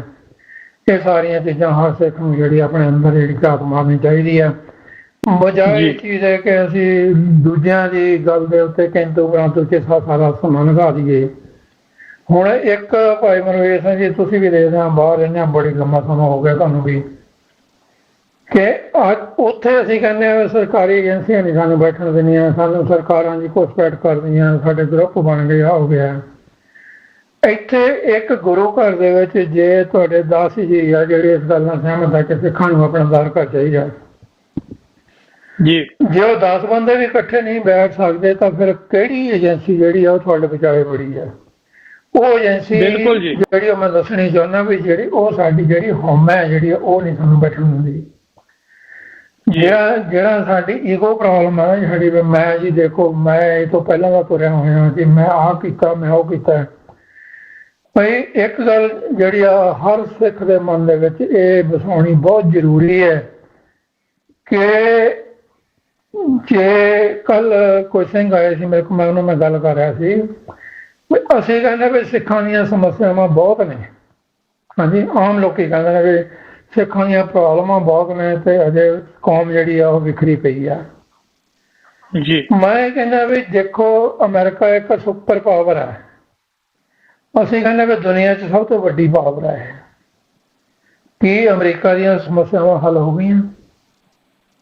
ਜੀ ਸਮੱਸਿਆ ਨਾਲ ਲੜਨਾ ਹੀ ਤਾਂ ਸਿੱਖੀ ਆ। ਇਹੀ ਤਾਂ ਸਾਨੂੰ ਗੁਰੂ ਨੇ ਸਿਖਾਇਆ ਕਿ ਭਾਈ ਤੁਸੀਂ ਅਡੋਲ ਹੋ ਕੇ ਆਪਣੀ ਲੜਾਈ ਜਿਹੜੀ ਆ ਉਹ ਕਿੱਦਾਂ ਲੜਨੀ ਹੈ। ਸੋ ਇਹ ਸਾਰੀਆਂ ਚੀਜ਼ਾਂ ਜਿਹੜੀਆਂ ਇਹ ਲਗਾਤਾਰ ਬੱਚਿਆਂ ਨਾਲ ਵੀ ਮੈਂ ਗੱਲਬਾਤ ਕਰਦਾ ਰਹਿੰਦਾ ਹਮੇਸ਼ਾ, ਜਿਹੜੇ ਯੂਨੀਵਰਸਿਟੀਆਂ 'ਚ ਜਾਂਦੇ ਨੇ ਜਾਂ ਹੋਰ। ਬਸ ਵੱਡੀ ਗੱਲ ਜਿਹੜੀ ਇਹੀ ਆ ਕਿ ਅਸੀਂ ਜਿਹੜਾ ਜਿੱਥੇ ਸਾਨੂੰ ਸਰਕਾਰਾਂ ਉਲਝਾਉਣੀਆਂ ਚਾਹੁੰਦੀਆਂ ਨੇ ਵੀ ਭਾਈ ਆਹ ਇੱਦਾਂ ਹੋ ਗਿਆ, ਉਹਨੇ ਉਹਨੂੰ ਮਾਰਤਾ, ਉਹਨੇ ਇਹਦਾ ਕਰਤਾ। ਸੋ ਇਹ ਚੀਜ਼ਾਂ ਜਿਹੜੀਆਂ ਇਹ ਸਾਡੇ 'ਤੇ ਬਹੁਤ ਭਾਰੂ ਹੋ ਰਹੀਆਂ। ਮੈਂ ਇਹ ਬੇਨਤੀ ਇੱਥੇ ਜ਼ਰੂਰ ਕਰਦਾ ਚੱਲਾਂ ਕਿ ਮੈਂ ਸਤਿਗੁਰੂ ਨੂੰ ਹਾਜ਼ਰ ਜਾਣ ਕੇ ਕਹਿਣਾ ਕਿ ਜਿੰਨੀ ਇਨਫੋਰਮੇਸ਼ਨ ਸੰਘਰਸ਼ ਬਾਰੇ ਮੇਰੇ ਕੋਲ ਹੈਗੀ ਆ, ਜਾਂ ਮੈਂ ਉਹ ਇਹ ਨਹੀਂ ਹੈ ਵੀ ਮੈਂ ਘਰ ਬੈਠ ਕੇ ਕਿਤਾਬਾਂ ਪੜ੍ਹ ਕੇ, ਜਿਹੜੀ ਪ੍ਰੈਕਟੀਕਲ ਜਿੱਥੇ ਮੈਂ ਵਿਚਰਿਆ ਜਿਹਨਾਂ ਲੋਕਾਂ 'ਚ, ਉਹਦੇ 'ਚ ਉਹ ਖਾੜਕੂ ਜਥੇਬੰਦੀਆਂ ਵੀ ਆਉਂਦੀਆਂ ਨੇ, ਖਾੜਕੂ ਲੀਡਰ ਵੀ ਆਉਂਦੇ ਆ, ਸਾਰਾ ਕੁਛ ਹੀ ਆਉਂਦਾ। ਪਰ ਮੈਂ ਅੱਜ ਤੱਕ ਕਦੀ ਕਿਸੇ ਨੇ ਮੇਰੇ ਮੂੰਹ, ਹਾਂ ਮੇਰੇ ਵਿਚਾਰਾਂ ਦੇ ਮਤਭੇਦ ਹੋ ਸਕਦਾ, ਪਰ ਮੈਂ ਪਬਲਿਕਲੀ ਕਦੀ ਕਿਸੇ ਬੰਦੇ ਦੇ ਖਿਲਾਫ ਬਈ ਉਹਨੇ ਇਹ ਕਰ ਦਿੱਤਾ ਉਹ ਗੱਲ। ਹੁਣ ਮੇਰੇ ਬੜੇ ਇਸ਼ੂ ਆਏ ਸੀ ਭਈ ਜਦੋਂ ਹਰਮਿੰਦਰ ਸਿੰਘ ਸੰਧੂ ਦਾ ਇਸ਼ੂ ਜਿਹੜਾ ਬਾਰ-ਬਾਰ ਜਿਹੜਾ ਸਾਹਮਣੇ ਆਉਂਦਾ ਨਾ ਜੀ, ਲੋਕੀ ਸੁਣੀਆਂ ਸੁਣਾਈਆਂ ਗੱਲਾਂ ਕਰਦੇ ਨੇ। ਮੈਂ ਉਹਨਾਂ ਲੋਕਾਂ ਨੂੰ ਆਪ ਸਿੱਧੇ ਤੌਰ ਤੇ ਮਿਲਿਆ, ਮਿਲ ਕੇ ਬਹੁਤ ਘੰਟਿਆਂ ਵਧੀ ਇਸ ਗੱਲ ਤੇ ਵਿਚਾਰ ਕੀਤੀ ਵੀ ਭਾਈ ਕੌਮ ਕਿਹੜੀ ਲੜਾਈ 'ਚ ਪਈ ਹੋਈ ਸੀ, ਇਹ ਕੀ ਤੁਸੀਂ ਫੈਸਲਾ ਲਿਆ, ਕਿਉਂ ਲਿਆ, ਉਹਦੇ ਵਜ੍ਹਾ ਕੀ ਸੀ। ਗੱਲ ਫਿਰ ਉੱਥੇ ਹੀ ਆਉਂਦੀ ਹੈ ਕਿ ਅਸੀਂ ਸਾਡੇ 'ਚ ਸਰਕਾਰਾਂ ਨੇ, ਸਰਕਾਰਾਂ ਦੀਆਂ ਏਜੰਸੀਆਂ ਨੇ, ਜਾਂ ਸਰਕਾਰਾਂ ਦੇ ਜਿਹੜੇ ਪੇਰੋਲ ਦੇ ਬੰਦੇ ਕੰਮ ਕਰ ਰਹੇ ਆ, ਉਹਨਾਂ ਨੇ ਇੰਨੀ ਜ਼ਿਆਦਾ ਬੇਵਿਸ਼ਵਾਸੀ ਪੈਦਾ ਕਰਤੀ ਹੈ ਸਾਡੇ 'ਚ ਕਿ ਅਸੀਂ ਕਿਸੇ ਵੀ ਬੰਦੇ ਤੇ ਵਿਸ਼ਵਾਸ ਕਰਨ ਨੂੰ ਤਿਆਰ ਨਹੀਂ ਹੈ ਜੀ। ਸਭ ਤੋਂ ਵੱਡੀ ਜਿਹੜੀ ਗੱਲ ਹੈ ਇਹ ਆਪਾਂ ਨੂੰ ਸਿੱਖਣਾ ਪਊਗਾ ਕਿ ਜੇ ਸਿੱਖ ਤੇ ਵਿਸ਼ਵਾਸ ਨਹੀਂ ਕਰੂਗਾ ਤਾਂ ਫਿਰ ਸਾਡੀ ਪ੍ਰਾਪਤੀ ਜਿਹੜੀ ਆ ਉਹ ਕਿਵੇਂ ਹੋਊਗੀ। ਜੇ ਸਾਡੇ ਸਾਹਮਣੇ ਗੁਰੂ ਸਾਹਿਬ ਨੇ ਸਾਰੀਆਂ ਉਦਾਹਰਨਾਂ, ਪੰਜਵੇਂ ਪਾਤਸ਼ਾਹ ਦੀ, ਛੇਵੇਂ ਪਾਤਸ਼ਾਹ ਦੀ ਉਦਾਹਰਨ ਸਾਡੇ ਸਾਹਮਣੇ ਆ। ਮੈਂ ਹਮੇਸ਼ਾ ਇਹ ਕਹਿੰਦਾ ਉਹਨਾਂ ਸਟੇਜਾਂ ਦੇ ਵੀ ਬਈ ਕਿਸੇ ਬੰਦੇ ਨੂੰ, ਜਿਹੜਾ ਬੰਦਾ ਘੱਟ ਬੁੱਧੀ ਦਾ ਮਾਲਕ ਹੈ, ਜਿਹਨੂੰ ਗਿਆਨ ਨਹੀਂ ਹੈਗਾ, ਉਹ ਇਹ ਸੋਚਦਾ ਹੋਊਗਾ ਕਿ ਛੇਵੇਂ ਪਾਤਸ਼ਾਹ ਨੇ, ਗੁਰੂ ਅਰਜਨ ਸਾਹਿਬ ਦੀ ਸ਼ਹੀਦੀ ਤੋਂ ਬਾਅਦ ਛੇਵੇਂ ਪਾਤਸ਼ਾਹ ਨੇ ਸਭ ਤੋਂ ਪਹਿਲੀ ਲੜਾਈ ਲੜੀ ਅੰਮ੍ਰਿਤਸਰ ਦੀ, ਜਿੱਥੇ ਜਿਹਨੂੰ ਅਸੀਂ ਕਹਿੰਦੇ ਵੀ ਇੱਕ ਬਾਜ਼ ਪਿੱਛੇ ਲੜਾਈ ਹੋਈ ਹੈ ਨਾ ਜੀ। ਉਹ ਬਾਜ਼ ਦੇ ਪਿੱਛੇ ਸਿਧਾਂਤ ਕਿਹੜਾ ਸੀਗਾ ਉਹ ਅਸੀਂ ਸਮਝਣ ਦੀ ਕੋਸ਼ਿਸ਼ ਨਹੀਂ ਕਰਦੇ। ਅਸੀਂ ਇਹਨੂੰ ਐਡੇ ਵੱਡੀ ਗੱਲ ਨੂੰ, ਐਡੇ ਵੱਡੇ ਸੰਘਰਸ਼ ਨੂੰ, ਐਡੀ ਵੱਡੀ ਸੋਚ ਨੂੰ, ਚੈਲੰਜ ਨੂੰ ਅਸੀਂ ਛੋਟੀ ਜਿਹੀ ਗੱਲ ਦੇ ਵਿੱਚ ਲਪੇਟ ਕੇ ਰੱਖਤਾ। ਅੱਜ ਐਗਜ਼ੈਕਟਲੀ ਅੱਜ ਸਿੱਖ ਜਿਹੜਾ ਆ ਉੱਥੇ ਹੀ ਖੜਾ ਹੈ।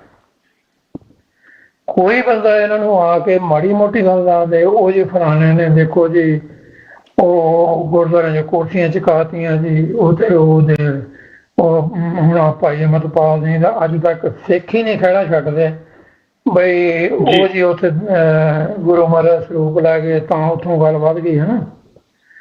ਸੋ ਇਹ ਸਾਰੀਆਂ ਗੱਲਾਂ ਦਾ ਜਿਹੜਾ ਜਵਾਬ ਹੈ ਉਹ ਮੀਡੀਆ 'ਚ ਪਿਆ, ਪਰ ਅਸੀਂ ਅਸਲੀ ਗੱਲ ਨੂੰ ਫੋਲੋ ਨਹੀਂ ਕਰਨਾ ਚਾਹੁੰਦੇ। ਤੇ ਮੈਂ ਇੱਥੇ ਆ ਕੇ ਇਹ ਗੱਲ ਮੁਕਾਉਣਾ ਹੁੰਦਾ ਵੀ ਜੇ ਅਸੀਂ ਗੁਰੂ ਕੋਲ ਪਰ ਨਾਲੋਂ ਹੀ ਟੁੱਟ ਗਏ ਤਾਂ ਫਿਰ ਸਾਡੀਆਂ ਕਿਹੜੀਆਂ ਜਿੱਤਾਂ ਤੇ ਕਿਹੜੀਆਂ ਸਾਡੀਆਂ ਪ੍ਰਾਪਤੀਆਂ ਹੋਣਗੀਆਂ। ਜੇ ਬਾਕੀ ਅਜੇ ਜਿੱਦਾਂ ਦਾ ਵੀ ਹੋਰ ਕੋਈ ਤੁਹਾਡੇ ਮਨ 'ਚ ਕੋਈ ਸਵਾਲ ਹੈਗਾ ਕਿਸੇ ਚੀਜ਼ ਬਾਰੇ? ਜੀ ਬਿਲਕੁਲ ਜੀ, ਆਪਾਂ ਤੁਸੀਂ ਇੱਕ ਦੋ ਪਹਿਲੂ ਜਿਹੜੇ ਟੱਚ ਕੀਤੇ ਨੇ ਗੱਲਬਾਤ ਦੇ ਵਿੱਚ, ਮੈਂ ਉਹਨਾਂ ਤੇ ਜ਼ਰੂਰ ਗੱਲ ਕਰਨੀ ਚਾਹਾਂਗਾ। ਪਰ ਉਸ ਤੋਂ ਪਹਿਲਾਂ ਮੈਂ ਬੇਨਤੀ ਕਰਦਾ ਵੀ ਇੱਕ ਕਾਲ ਜਿਹੜੀ 2-3 ਵਾਰ ਆਈ ਸੀਗੀ ਕਿਸੇ ਕਾਲਰ ਦੀ, ਤੋਂ ਅਸੀਂ ਇਨੀਸ਼ੀਅਲੀ ਜਿਹੜੀ ਗੱਲ ਕਰ ਰਹੇ ਸੀ ਮੈਂ ਇਹਨੂੰ ਡਿਸਟਰਬ ਨਹੀਂ ਸੀ ਕਰਨਾ ਚਾਹੁੰਦਾ। ਤੇ ਜਿਹੜੇ ਆਖਰੀ ਨੰਬਰ ਨੇ ਉਹ ਪੰਜਾਬ ਦਾ ਮੇਰਾ ਖਿਆਲ ਨੰਬਰ ਆ ਇਹ WhatsApp ਤੇ ਆਖਰੀ ਨੰਬਰ 3935 ਹੈ। ਤੇ ਜੇ ਉਹ ਵੀਰ ਕੋਈ ਗੱਲ ਕਰਨੀ ਚਾਹੁੰਦੇ ਆ ਔਨ 에ਅਰ ਤਾਂ ਤੁਸੀਂ ਵੈਲਕਮ ਹੋ ਜੀ, ਕਰ ਸਕਦੇ ਆ। ਜਾਂ ਹੋਰ ਵੀ ਕੋਈ ਕਿਸੇ ਵੀ ਸਰੋਤੇ ਨੇ ਕੋਈ ਤੁਸੀਂ ਉਹ ਆਪਣਾ YouTube ਤੇ ਮੈਸੇਜ ਕਰਨਾ ਤਾਂ ਉਹ ਵੀ ਮੈਂ ਵੇਖ ਰਿਹਾ, ਉੱਥੇ ਤੁਸੀਂ ਕਰ ਸਕਦੇ ਹੋ। ਔਰ ਨੰਬਰ ਤੁਹਾਡੀਆਂ ਸਕਰੀਨਸ ਦੇ ਉੱਤੇ ਨੇ 514 476 8484। ਜੇ ਤੁਸੀਂ ਸਾਨੂੰ ਕਿਸੇ ਹੋਰ ਮਾਧਿਅਮ ਰਾਹੀਂ ਸੁਣ ਰਹੇ ਹੋ, ਵੇਖ ਨਹੀਂ ਰਹੇ, ਤਾਂ ਨੰਬਰ ਜਿਹੜੇ ਨੇ 514 476 8484 ਤੇ 5144768484। ਤੁਸੀਂ ਇਹਨਾਂ ਨੰਬਰਾਂ ਦੇ ਉੱਤੇ ਸਾਨੂੰ WhatsApp ਤੇ ਜਾਂ ਸਿੱਧੀ ਕਾਲ ਕਰ ਸਕਦੇ ਹੋ ਆਪਣੀ ਸੁਵਿਧਾ ਮੁਤਾਬਕ। ਜੇ ਤੁਸੀਂ ਕਾਲ ਨਹੀਂ ਕਰਨਾ ਚਾਹੁੰਦੇ, ਕੁਝ ਲਿਖ ਕੇ ਭੇਜਣਾ ਚਾਹੁੰਦੇ ਹੋ, ਤਾਂ ਇਸੇ ਨੰਬਰ ਤੇ ਤੁਸੀਂ ਸਾਨੂੰ ਭੇਜ ਸਕਦੇ ਹੋ। ਔਰ ਇਹਦੇ ਨਾਲ ਪ੍ਰੋਗਰਾਮ ਸ਼ੇਅਰ ਜ਼ਰੂਰ ਕਰ ਦਿਓ ਜੇ ਤੁਸੀਂ ਪਸੰਦ ਕਰ ਰਹੇ ਹੋ, ਕਿਉਂਕਿ ਬੜੀ ਵਡਮੁੱਲੀ ਜਾਣਕਾਰੀ ਆ ਭਾਈ ਸਾਹਿਬ ਉਹਨਾਂ ਕੋਲ। ਸਾਰੀ ਜ਼ਿੰਦਗੀ ਜਿਹੜੀ ਇਹਨਾਂ ਨੇ ਆਪਣੀ ਜ਼ਿੰਦਗੀ ਦੇ ਤਕਰੀਬਨ 40-42 ਸਾਲ ਇਸ ਲਹਿਰ ਨੂੰ ਦਿੱਤੇ ਆ। ਸੋ ਇਹਨਾਂ ਦੇ ਕੀ ਐਕਸਪੀਰੀਅੰਸ ਨੇ ਉਹਦੇ ਬਾਰੇ ਆਪਾਂ ਗੱਲਬਾਤ ਕਰ ਰਹੇ ਹਾਂ, ਤਾਂ ਕਿ ਸਾਡੀ ਨੌਜਵਾਨੀ ਨੂੰ ਅੱਗੇ ਸੇਧ ਮਿਲ ਸਕੇ ਕਿ ਸੰਘਰਸ਼ ਇੱਕ ਪਹਿਲੂ ਨਹੀਂ ਹੁੰਦਾ, ਸੰਘਰਸ਼ ਦੇ ਕਈ ਪਹਿਲੂ ਹੁੰਦੇ ਨੇ, ਕਈ ਉਤਾਰ ਚੜਾਅ ਹੁੰਦੇ ਨੇ। ਕਿਸ ਤਰੀਕੇ ਨਾਲ ਅਸੀਂ ਸੰਘਰਸ਼ ਨੂੰ ਅੱਗੇ ਵਧਾ ਸਕਦੇ ਹਾਂ। ਔਰ ਮੈਂ ਥੋੜੇ ਜਿਹੇ ਮੈਸੇਜ ਪੜ੍ਹਦੇ ਹਾਂ ਭਾਈ ਸਾਹਿਬ ਜਿਹੜੇ YouTube ਤੇ ਆਏ ਨੇ, ਫਿਰ ਜ਼ਿਆਦਾ ਹੋ ਜਾਂਦੇ ਆ, ਫਿਰ ਇਕੱਠੇ ਪੜ੍ਹੇ ਨਹੀਂ ਜਾਂਦੇ ਜੀ। ਡਾਕਟਰ ਪਰਮਜੀਤ ਸਿੰਘ ਸਮਰਾ TV 84 ਦੇ ਸਮੁੱਚੇ ਪਰਿਵਾਰ ਵਾਲਿਓ, ਪਿਆਰ ਸਤਿਕਾਰ ਸਹਿਤ ਬੁਲਾਈ ਗਈ। ਗੁਰੂ ਫਤਿਹ, ਵਾਹਿਗੁਰੂ ਜੀ ਕਾ ਖਾਲਸਾ, ਵਾਹਿਗੁਰੂ ਜੀ ਕੀ ਫਤਿਹ। ਖਾਲਿਸਤਾਨ ਜਿੰਦਾਬਾਦ ਜਿੰਦਾਬਾਦ ਜਿੰਦਾਬਾਦ। ਬਿਲਕੁਲ ਜੀ। ਸੋ ਬਲਹਾਰ ਸੋਹੀ ਕਹਿੰਦੇ ਨੇ ਜੀ, ਆਜ਼ਾਦੀ ਹੀ ਹੱਲ ਹੈ, ਖਾਲਿਸਤਾਨ ਜਵਾਨ ਹੱਲ, ਖਾਲਿਸਤਾਨ ਜਿੰਦਾਬਾਦ। ਕਿਸਾਨ ਹੱਲ, ਜਵਾਨ ਹੱਲ, ਹਾਂਜੀ, ਤੇ ਜਿੰਦਾਬਾਦ ਜੀ। ਸੋ ਅੱਗੇ ਕਰਲੀਆ Indira ਡੈਵਿਲਿਆ, right now the fight is very clear, it's crystal clear, you have nothing if you don't, you are one country if you don't, okay। ਮੇਰਾ ਖਿਆਲ ਇਹ ਕਹਿਣਾ ਚਾਹੁੰਦੇ ਨੇ ਕਿ ਲੜਾਈ ਸਿੱਧੀ ਹੈ, ਜੇ ਤੁਹਾਡੇ ਕੋਲ ਕੰਟਰੀ ਨਹੀਂ ਹੈ ਤਾਂ ਤੁਹਾਡੇ ਕੋਲ ਕੁਝ ਨਹੀਂ ਹੈ। ਬਿਲਕੁਲ ਜੀ, ਧੰਨਵਾਦ। ਜਤਿੰਦਰ ਸਿੰਘ ਕਹਿੰਦੇ ਜੀ ਠੀਕ ਹੈ ਜੀ, ਓਕੇ ਜੀ। ਅੱਗੇ ਫੇਰ ਓਨ, ਹਾਂਜੀ, ਓਨ ਕੰਟਰੀ, ਹਾਂਜੀ ਠੀਕ ਹੈ ਜੀ। ਸੋ ਅੱਗੇ ਫੇਰ ਸਮਰਾ ਜੀ, ਪੰਜਾਬ ਵਿੱਚ ਕਿਸੇ ਅੰਦਰ ਰਾਸ਼ਟਰੀ ਸੰਸਥਾ ਦੀ ਨਿਗਰਾਨੀ ਹੇਠ, ਨਹੀਂ, ਪੰਜਾਬ ਵਿੱਚ ਕਿਸੇ ਅੰਤਰਰਾਸ਼ਟਰੀ ਸੰਸਥਾ ਦੀ ਨਿਗਰਾਨੀ ਹੇਠ ਖਾਲਿਸਤਾਨ ਰੈਫਰੈਂਡਮ ਕਰਵਾਉਣ ਤਾਂ ਖਾਲਿਸਤਾਨ ਬਣਨ ਤੋਂ ਰੋਕਿਆ ਨਹੀਂ ਜਾ ਸਕਦਾ। ਅਸੀਂ ਬਿਲਕੁਲ ਸਹਿਮਤ ਹਾਂ ਜੀ ਤੁਹਾਡੀ ਗੱਲ ਦੇ ਨਾਲ। So only way to fight stand against India that from get little fights. ਬਿਲਕੁਲ ਜੀ, ਚੰਗਾ ਮੈਸੇਜ ਆ ਤੁਹਾਡਾ। ਜਿਹੜਾ ਇੰਡੀਆ ਡੈਵਲ ਦੇ ਨਾਂ ਤੇ ਜਿਹੜਾ ਹੈਗਾ, ਤੇ ਇਹ ਤੁਸੀਂ ਸੁਝਾਅ ਦਿੱਤਾ ਕਿ ਜਿਹੜਾ ਲੜਾਈ ਆ ਉਹ ਗਵਰਨਮੈਂਟ ਦੇ ਨਾਲ ਚਾਹੀਦੀ ਆ, ਆਜ਼ਾਦੀ ਦੀ ਚਾਹੀਦੀ ਆ, ਆਪਸ ਦੇ ਵਿੱਚ ਨਹੀਂ ਚਾਹੀਦੀ। ਬਿਲਕੁਲ ਠੀਕ ਗੱਲ ਹੈ ਜੀ ਤੁਹਾਡੀ। ਸੋ ਕਾਲ ਮੈਨੂੰ ਆਈ ਨਹੀਂ, ਫਿਰ ਆਪਾਂ ਆਪਣੇ ਸਵਾਲ ਤੇ ਚੱਲਦੇ ਹਾਂ। ਜੇ ਵਿੱਚ ਕਾਲ ਆਈ ਤਾਂ ਆਪਾਂ ਜ਼ਰੂਰ ਲਵਾਂਗੇ ਜੀ। ਭਾਈ ਰੇਸ਼ਮ ਸਿੰਘ ਜੀ, ਤੁਸੀਂ ਇੱਕ ਬੜੇ ਅਹਿਮ ਪਹਿਲੂ ਨੂੰ ਟੱਚ ਕੀਤਾ ਕਿ ਜਿਹੜਾ ਕਰੈਕਟਰ ਐਸੈਸੀਨੇਸ਼ਨ ਇੱਕ ਦੂਜੇ ਦਾ, ਜਿਹੜਾ ਇੱਕ ਆਮ ਜੀ ਗੱਲ ਬਣ ਗਈ ਆ ਸੋਸ਼ਲ ਮੀਡੀਆ ਨੇ, ਜਿੱਥੇ ਸਾਨੂੰ ਮੌਕੇ ਦਿੱਤੇ ਆ ਕਿ ਅਸੀਂ ਆਪਣੀ ਗੱਲ ਜਿਹੜੀ ਆ ਦੁਨੀਆ ਪੱਧਰ 'ਚ ਰੱਖ ਸਕੀਏ, ਉਹਦੇ ਕਾਮਯਾਬ ਵੀ ਹੋਏ ਆ। ਜਿਹੜੀ ਸਿੱਖ ਲਹਿਰ ਜਿਹੜੀ ਆ ਇੱਕਦਮ ਜਿਹੜੀ ਹਾਸ਼ੀਏ ਤੋਂ ਜਿਹੜੀ ਮੇਨ ਸਟ੍ਰੀਮ ਦੇ ਵਿੱਚ ਆਈ ਹੈ, ਇਹਦੇ 'ਚ ਬਹੁਤ ਵੱਡਾ ਰੋਲ ਸੋਸ਼ਲ ਮੀਡੀਆ ਦਾ। ਪਰ ਉਹਦੇ ਨਾਲ ਨਾਲ ਜਿਹੜਾ ਇੱਕ ਦੂਜੇ ਨੂੰ ਦੇਖ ਕੇ ਬਰਦਾਸ਼ਤ ਕਰਨ ਦੀ ਸਾਡੀ ਜਿਹੜੀ क्षमता ਉਹ ਘਟਦੀ ਜਾਂਦੀ ਹੈ। ਭਾਵੇਂ ਅਸੀਂ ਗੁਰਬਾਣੀ ਦੀਆਂ ਤੁਕਾਂ ਜ਼ਰੂਰ ਪੜ੍ਹਦੇ ਹਾਂ ਕਿ ਹੋਏ ਕਤਰਤ ਮਿਲੋ ਮੇਰੇ ਭਾਗੀ, ਦੁਬਿਧਾ ਦੂਰ ਕਰੋ ਚਿੱਤ ਲਾਏ। ਤੋਂ ਇਹ ਸਿਰਫ ਕਹਿਣ ਦੀਆਂ ਗੱਲਾਂ ਰਹਿ ਗਈਆਂ। ਪਰ ਜਦੋਂ ਅਸੀਂ ਬਹਿੰਦੇ ਆ ਤੇ ਉਹ ਅਸੀਂ ਮੀਟਿੰਗਾਂ 'ਚ ਵੀ ਦੇਖਦੇ ਆ, ਤੇ ਹੋਰ ਜਿਹੜੀਆਂ ਆਪਣੀਆਂ ਕਮਿਊਨਿਟੀ ਦੇ ਵਿੱਚ, ਭਾਵੇਂ ਗੁਰਦੁਆਰਾ ਕਮੇਟੀ ਦੀਆਂ ਮੀਟਿੰਗਾਂ ਹੋਣ ਤੇ ਭਾਵੇਂ ਕਮਿਊਨਿਟੀ ਦੇ ਹੋਰ ਮਸਲੇ ਆਪਾਂ ਡਿਸਕਸ ਕਰਨੇ ਹੋਣ, ਉੱਥੇ ਪਤਾ ਨਹੀਂ ਕੀ ਹੋ ਜਾਂਦਾ ਆਪਾਂ ਨੂੰ ਵੀ ਇੱਕਦਮ ਜਿਹੜਾ ਨਾ ਜ਼ਹਿਰ ਉਗਲਣ ਲੱਗ ਪੈਂਦੇ ਆ ਲੋਕ। ਸੋ ਉਹਦਾ ਜਿਹੜਾ ਸਿੱਧਾ ਨੁਕਸਾਨ ਹੈ ਉਹ ਫਿਰ ਲੋਕੀ ਇਹ ਕਹਿ ਦਿੰਦੇ ਵੀ ਇਹ ਜੀ ਖਾਲਿਸਤਾਨੀ ਐ ਕਰਦੇ ਆ। ਤੇ ਆਪਾਂ ਇੱਕ ਮਿੰਟ ਕਾਲ ਲੈ ਲਈਏ ਜੀ, ਕਾਲ ਲੈ ਲਈਏ ਇੱਕ। ਹਾਂਜੀ ਹਾਂਜੀ ਹਾਂਜੀ, ਵਾਹਿਗੁਰੂ ਜੀ ਕਾ ਖਾਲਸਾ, ਵਾਹਿਗੁਰੂ ਜੀ ਕੀ ਫਤਿਹ ਜੀ। ਸਵਾਗਤ ਹੈ ਤੁਹਾਡਾ ਪ੍ਰੋਗਰਾਮ ਦੇ ਵਿੱਚ। ਹਾਂਜੀ, ਵਾਹਿਗੁਰੂ ਜੀ ਕਾ ਖਾਲਸਾ, ਵਾਹਿਗੁਰੂ ਜੀ ਕੀ ਫਤਿਹ ਜੀ। ਮੈਂ ਇੱਕ ਬੇਨਤੀ ਕਰਨੀ ਚਾਹੁੰਦਾ ਸੀਗਾ ਜੀ, ਜਿੱਦਾਂ ਬਹੁਤ ਸੋਹਣੀ ਗੱਲ ਸੁਣਾਈ ਬਜ਼ੁਰਗਾਂ ਨੇ ਬਈ ਅਸੀਂ ਸੁਣੀ ਸੁਣਾਈ ਗੱਲ ਦੇ ਉੱਤੇ ਭਰੋਸਾ ਕਰਕੇ ਇੱਕ ਦੂਜੇ ਦੇ ਬੇਇੱਜ਼ਤੀ ਕਰ ਲਈਦੀ ਆ, ਹਨਾ ਜੀ। ਤੇ ਜਿੱਦਾਂ ਅਸੀਂ ਪੁਰਾਤਨ ਸਾਖੀਆਂ ਜਾਂ ਸਿੰਘਾਂ ਦੀਆਂ ਪੜ੍ਹਦੇ ਆ, ਜਿਵੇਂ ਭਾਈ ਮਨੀ ਸਿੰਘ ਦੀ, ਬੋਤਾ ਸਿੰਘ, ਉਹ ਸਾਡੇ ਕੋਲ ਅਥੈਂਟਿਕ ਹੈ ਵੀ ਉਦੋਂ ਹਕੂਮਤ ਨੇ ਕੀ ਕੀਤਾ, ਉਹਦੇ ਉੱਤੇ ਕੋਈ ਸਵਾਲ ਨਹੀਂ ਹੁੰਦਾ। ਕਿ ਅਸੀਂ ਜਿਹੜਾ ਹੁਣ ਜਿਹੜਾ ਸੰਘਰਸ਼ ਹੋਇਆ ਜਿਹਦੇ ਚ ਨੇਕਾਂ ਸਿੰਘ ਸਿੰਘਣੀਆਂ ਸ਼ਹੀਦ ਹੋਏ, ਉਹਦਾ ਸਾਰੇ ਜਿਹੜੇ ਮੌਜੂਦਾ ਤੁਸੀਂ ਹੋਰ ਸਿੰਘ ਜਿਹੜੇ ਇਸ ਬਾਬਤ ਕੰਮ ਕਰ ਰਹੇ ਆ, ਇੱਕ ਉਹਨਾਂ ਦਾ ਸੰਗ੍ਰਹਿ ਇਕੱਠਾ ਕਰਕੇ ਪਬਲਿਸ਼ ਕੀਤਾ ਜਾਵੇ, ਜਿਹਦੇ ਤੇ ਮੁੜ ਕੇ ਕੋਈ ਉਂਗਲ ਨਾ ਖੜੀ ਹੋਵੇ। ਕੋਈ ਏਦਾਂ ਦਾ ਉਪਰਾਲਾ ਜਿਹੜੀ ਹੋ ਸਕਦਾ? ਜੀ ਧੰਨਵਾਦ ਜੀ। ਹਾਂਜੀ ਭਾਈ ਰੇਸ਼ਮ ਸਿੰਘ ਜੀ, ਇਹਦਾ ਤੁਸੀਂ ਦੇਣਾ ਚਾਹੋਗੇ ਜਵਾਬ? ਹਾਂਜੀ ਹਾਂਜੀ, ਇੱਕ ਤਾਂ ਬਹੁਤ ਧੰਨਵਾਦ ਜੀ ਭਾਈ ਸਾਹਿਬ ਦਾ, ਜਿਹੜਾ ਉਹਨੇ ਆਪਣਾ ਫੋਨ ਕਰਕੇ ਵੀ ਆਪਣਾ ਦਿੱਤਾ ਜੀ। ਬਹੁਤ ਅਹਿਮ ਸਵਾਲ ਇਹਨਾਂ ਨੇ ਹੈ ਜੀ। ਇਹ ਜਿਹੜੀ ਇੱਕ ਦੋਨਾਂ ਹੀ ਗੱਲਾਂ ਜਿਹੜੀਆਂ ਤੁਸੀਂ ਕੀਤੀ ਆ ਕਿ ਜਦੋਂ ਬਹਿੰਦੇ ਅਸੀਂ ਸੋਫਾ ਵਿਛਾ ਕੇ ਤੇ ਅਸੀਂ ਸਿਰਫ ਉਹਦੇ ਚ ਜ਼ਹਿਰ ਹੀ ਉਗਲਦੇ ਹਾਂ, ਹੋਰ ਸਾਡੇ ਕੋਲ ਕੁਛ ਨਹੀਂ ਹੁੰਦਾ ਜੀ। ਤੇ ਸੈਕੰਡਲੀ ਜਿਹੜੀ ਉਹਨਾਂ ਨੇ ਕੀਤੀ ਆ ਵੀ ਇਹ ਜਿਹੜਾ ਇੰਨਾ ਕੁਛ ਧੁੰਦਲਾ ਕੀਤਾ ਜਾ ਰਿਹਾ, ਇਹਨੂੰ ਕਿੱਦਾਂ ਸਾਰੇ ਨੂੰ ਇਹ ਬਿਲਕੁਲ ਕਲੀਅਰ ਕੱਟ ਜਿਹੜਾ ਲੋਕਾਂ ਦੇ ਸਾਹਮਣੇ ਜਿਹੜਾ ਲਿਆਂਦਾ ਜਾਵੇ ਤੇ ਕਿਹੜੀ ਗੱਲ ਸਹੀ ਹੈ ਕਿਹੜੀ ਗਲਤ ਹੈ ਜੀ। ਇਹ ਦੋਨੇ ਚੀਜ਼ਾਂ ਜਿਹੜੀਆਂ ਬਹੁਤ ਜ਼ਿਆਦਾ ਇੰਪੋਰਟੈਂਟ ਨੇ।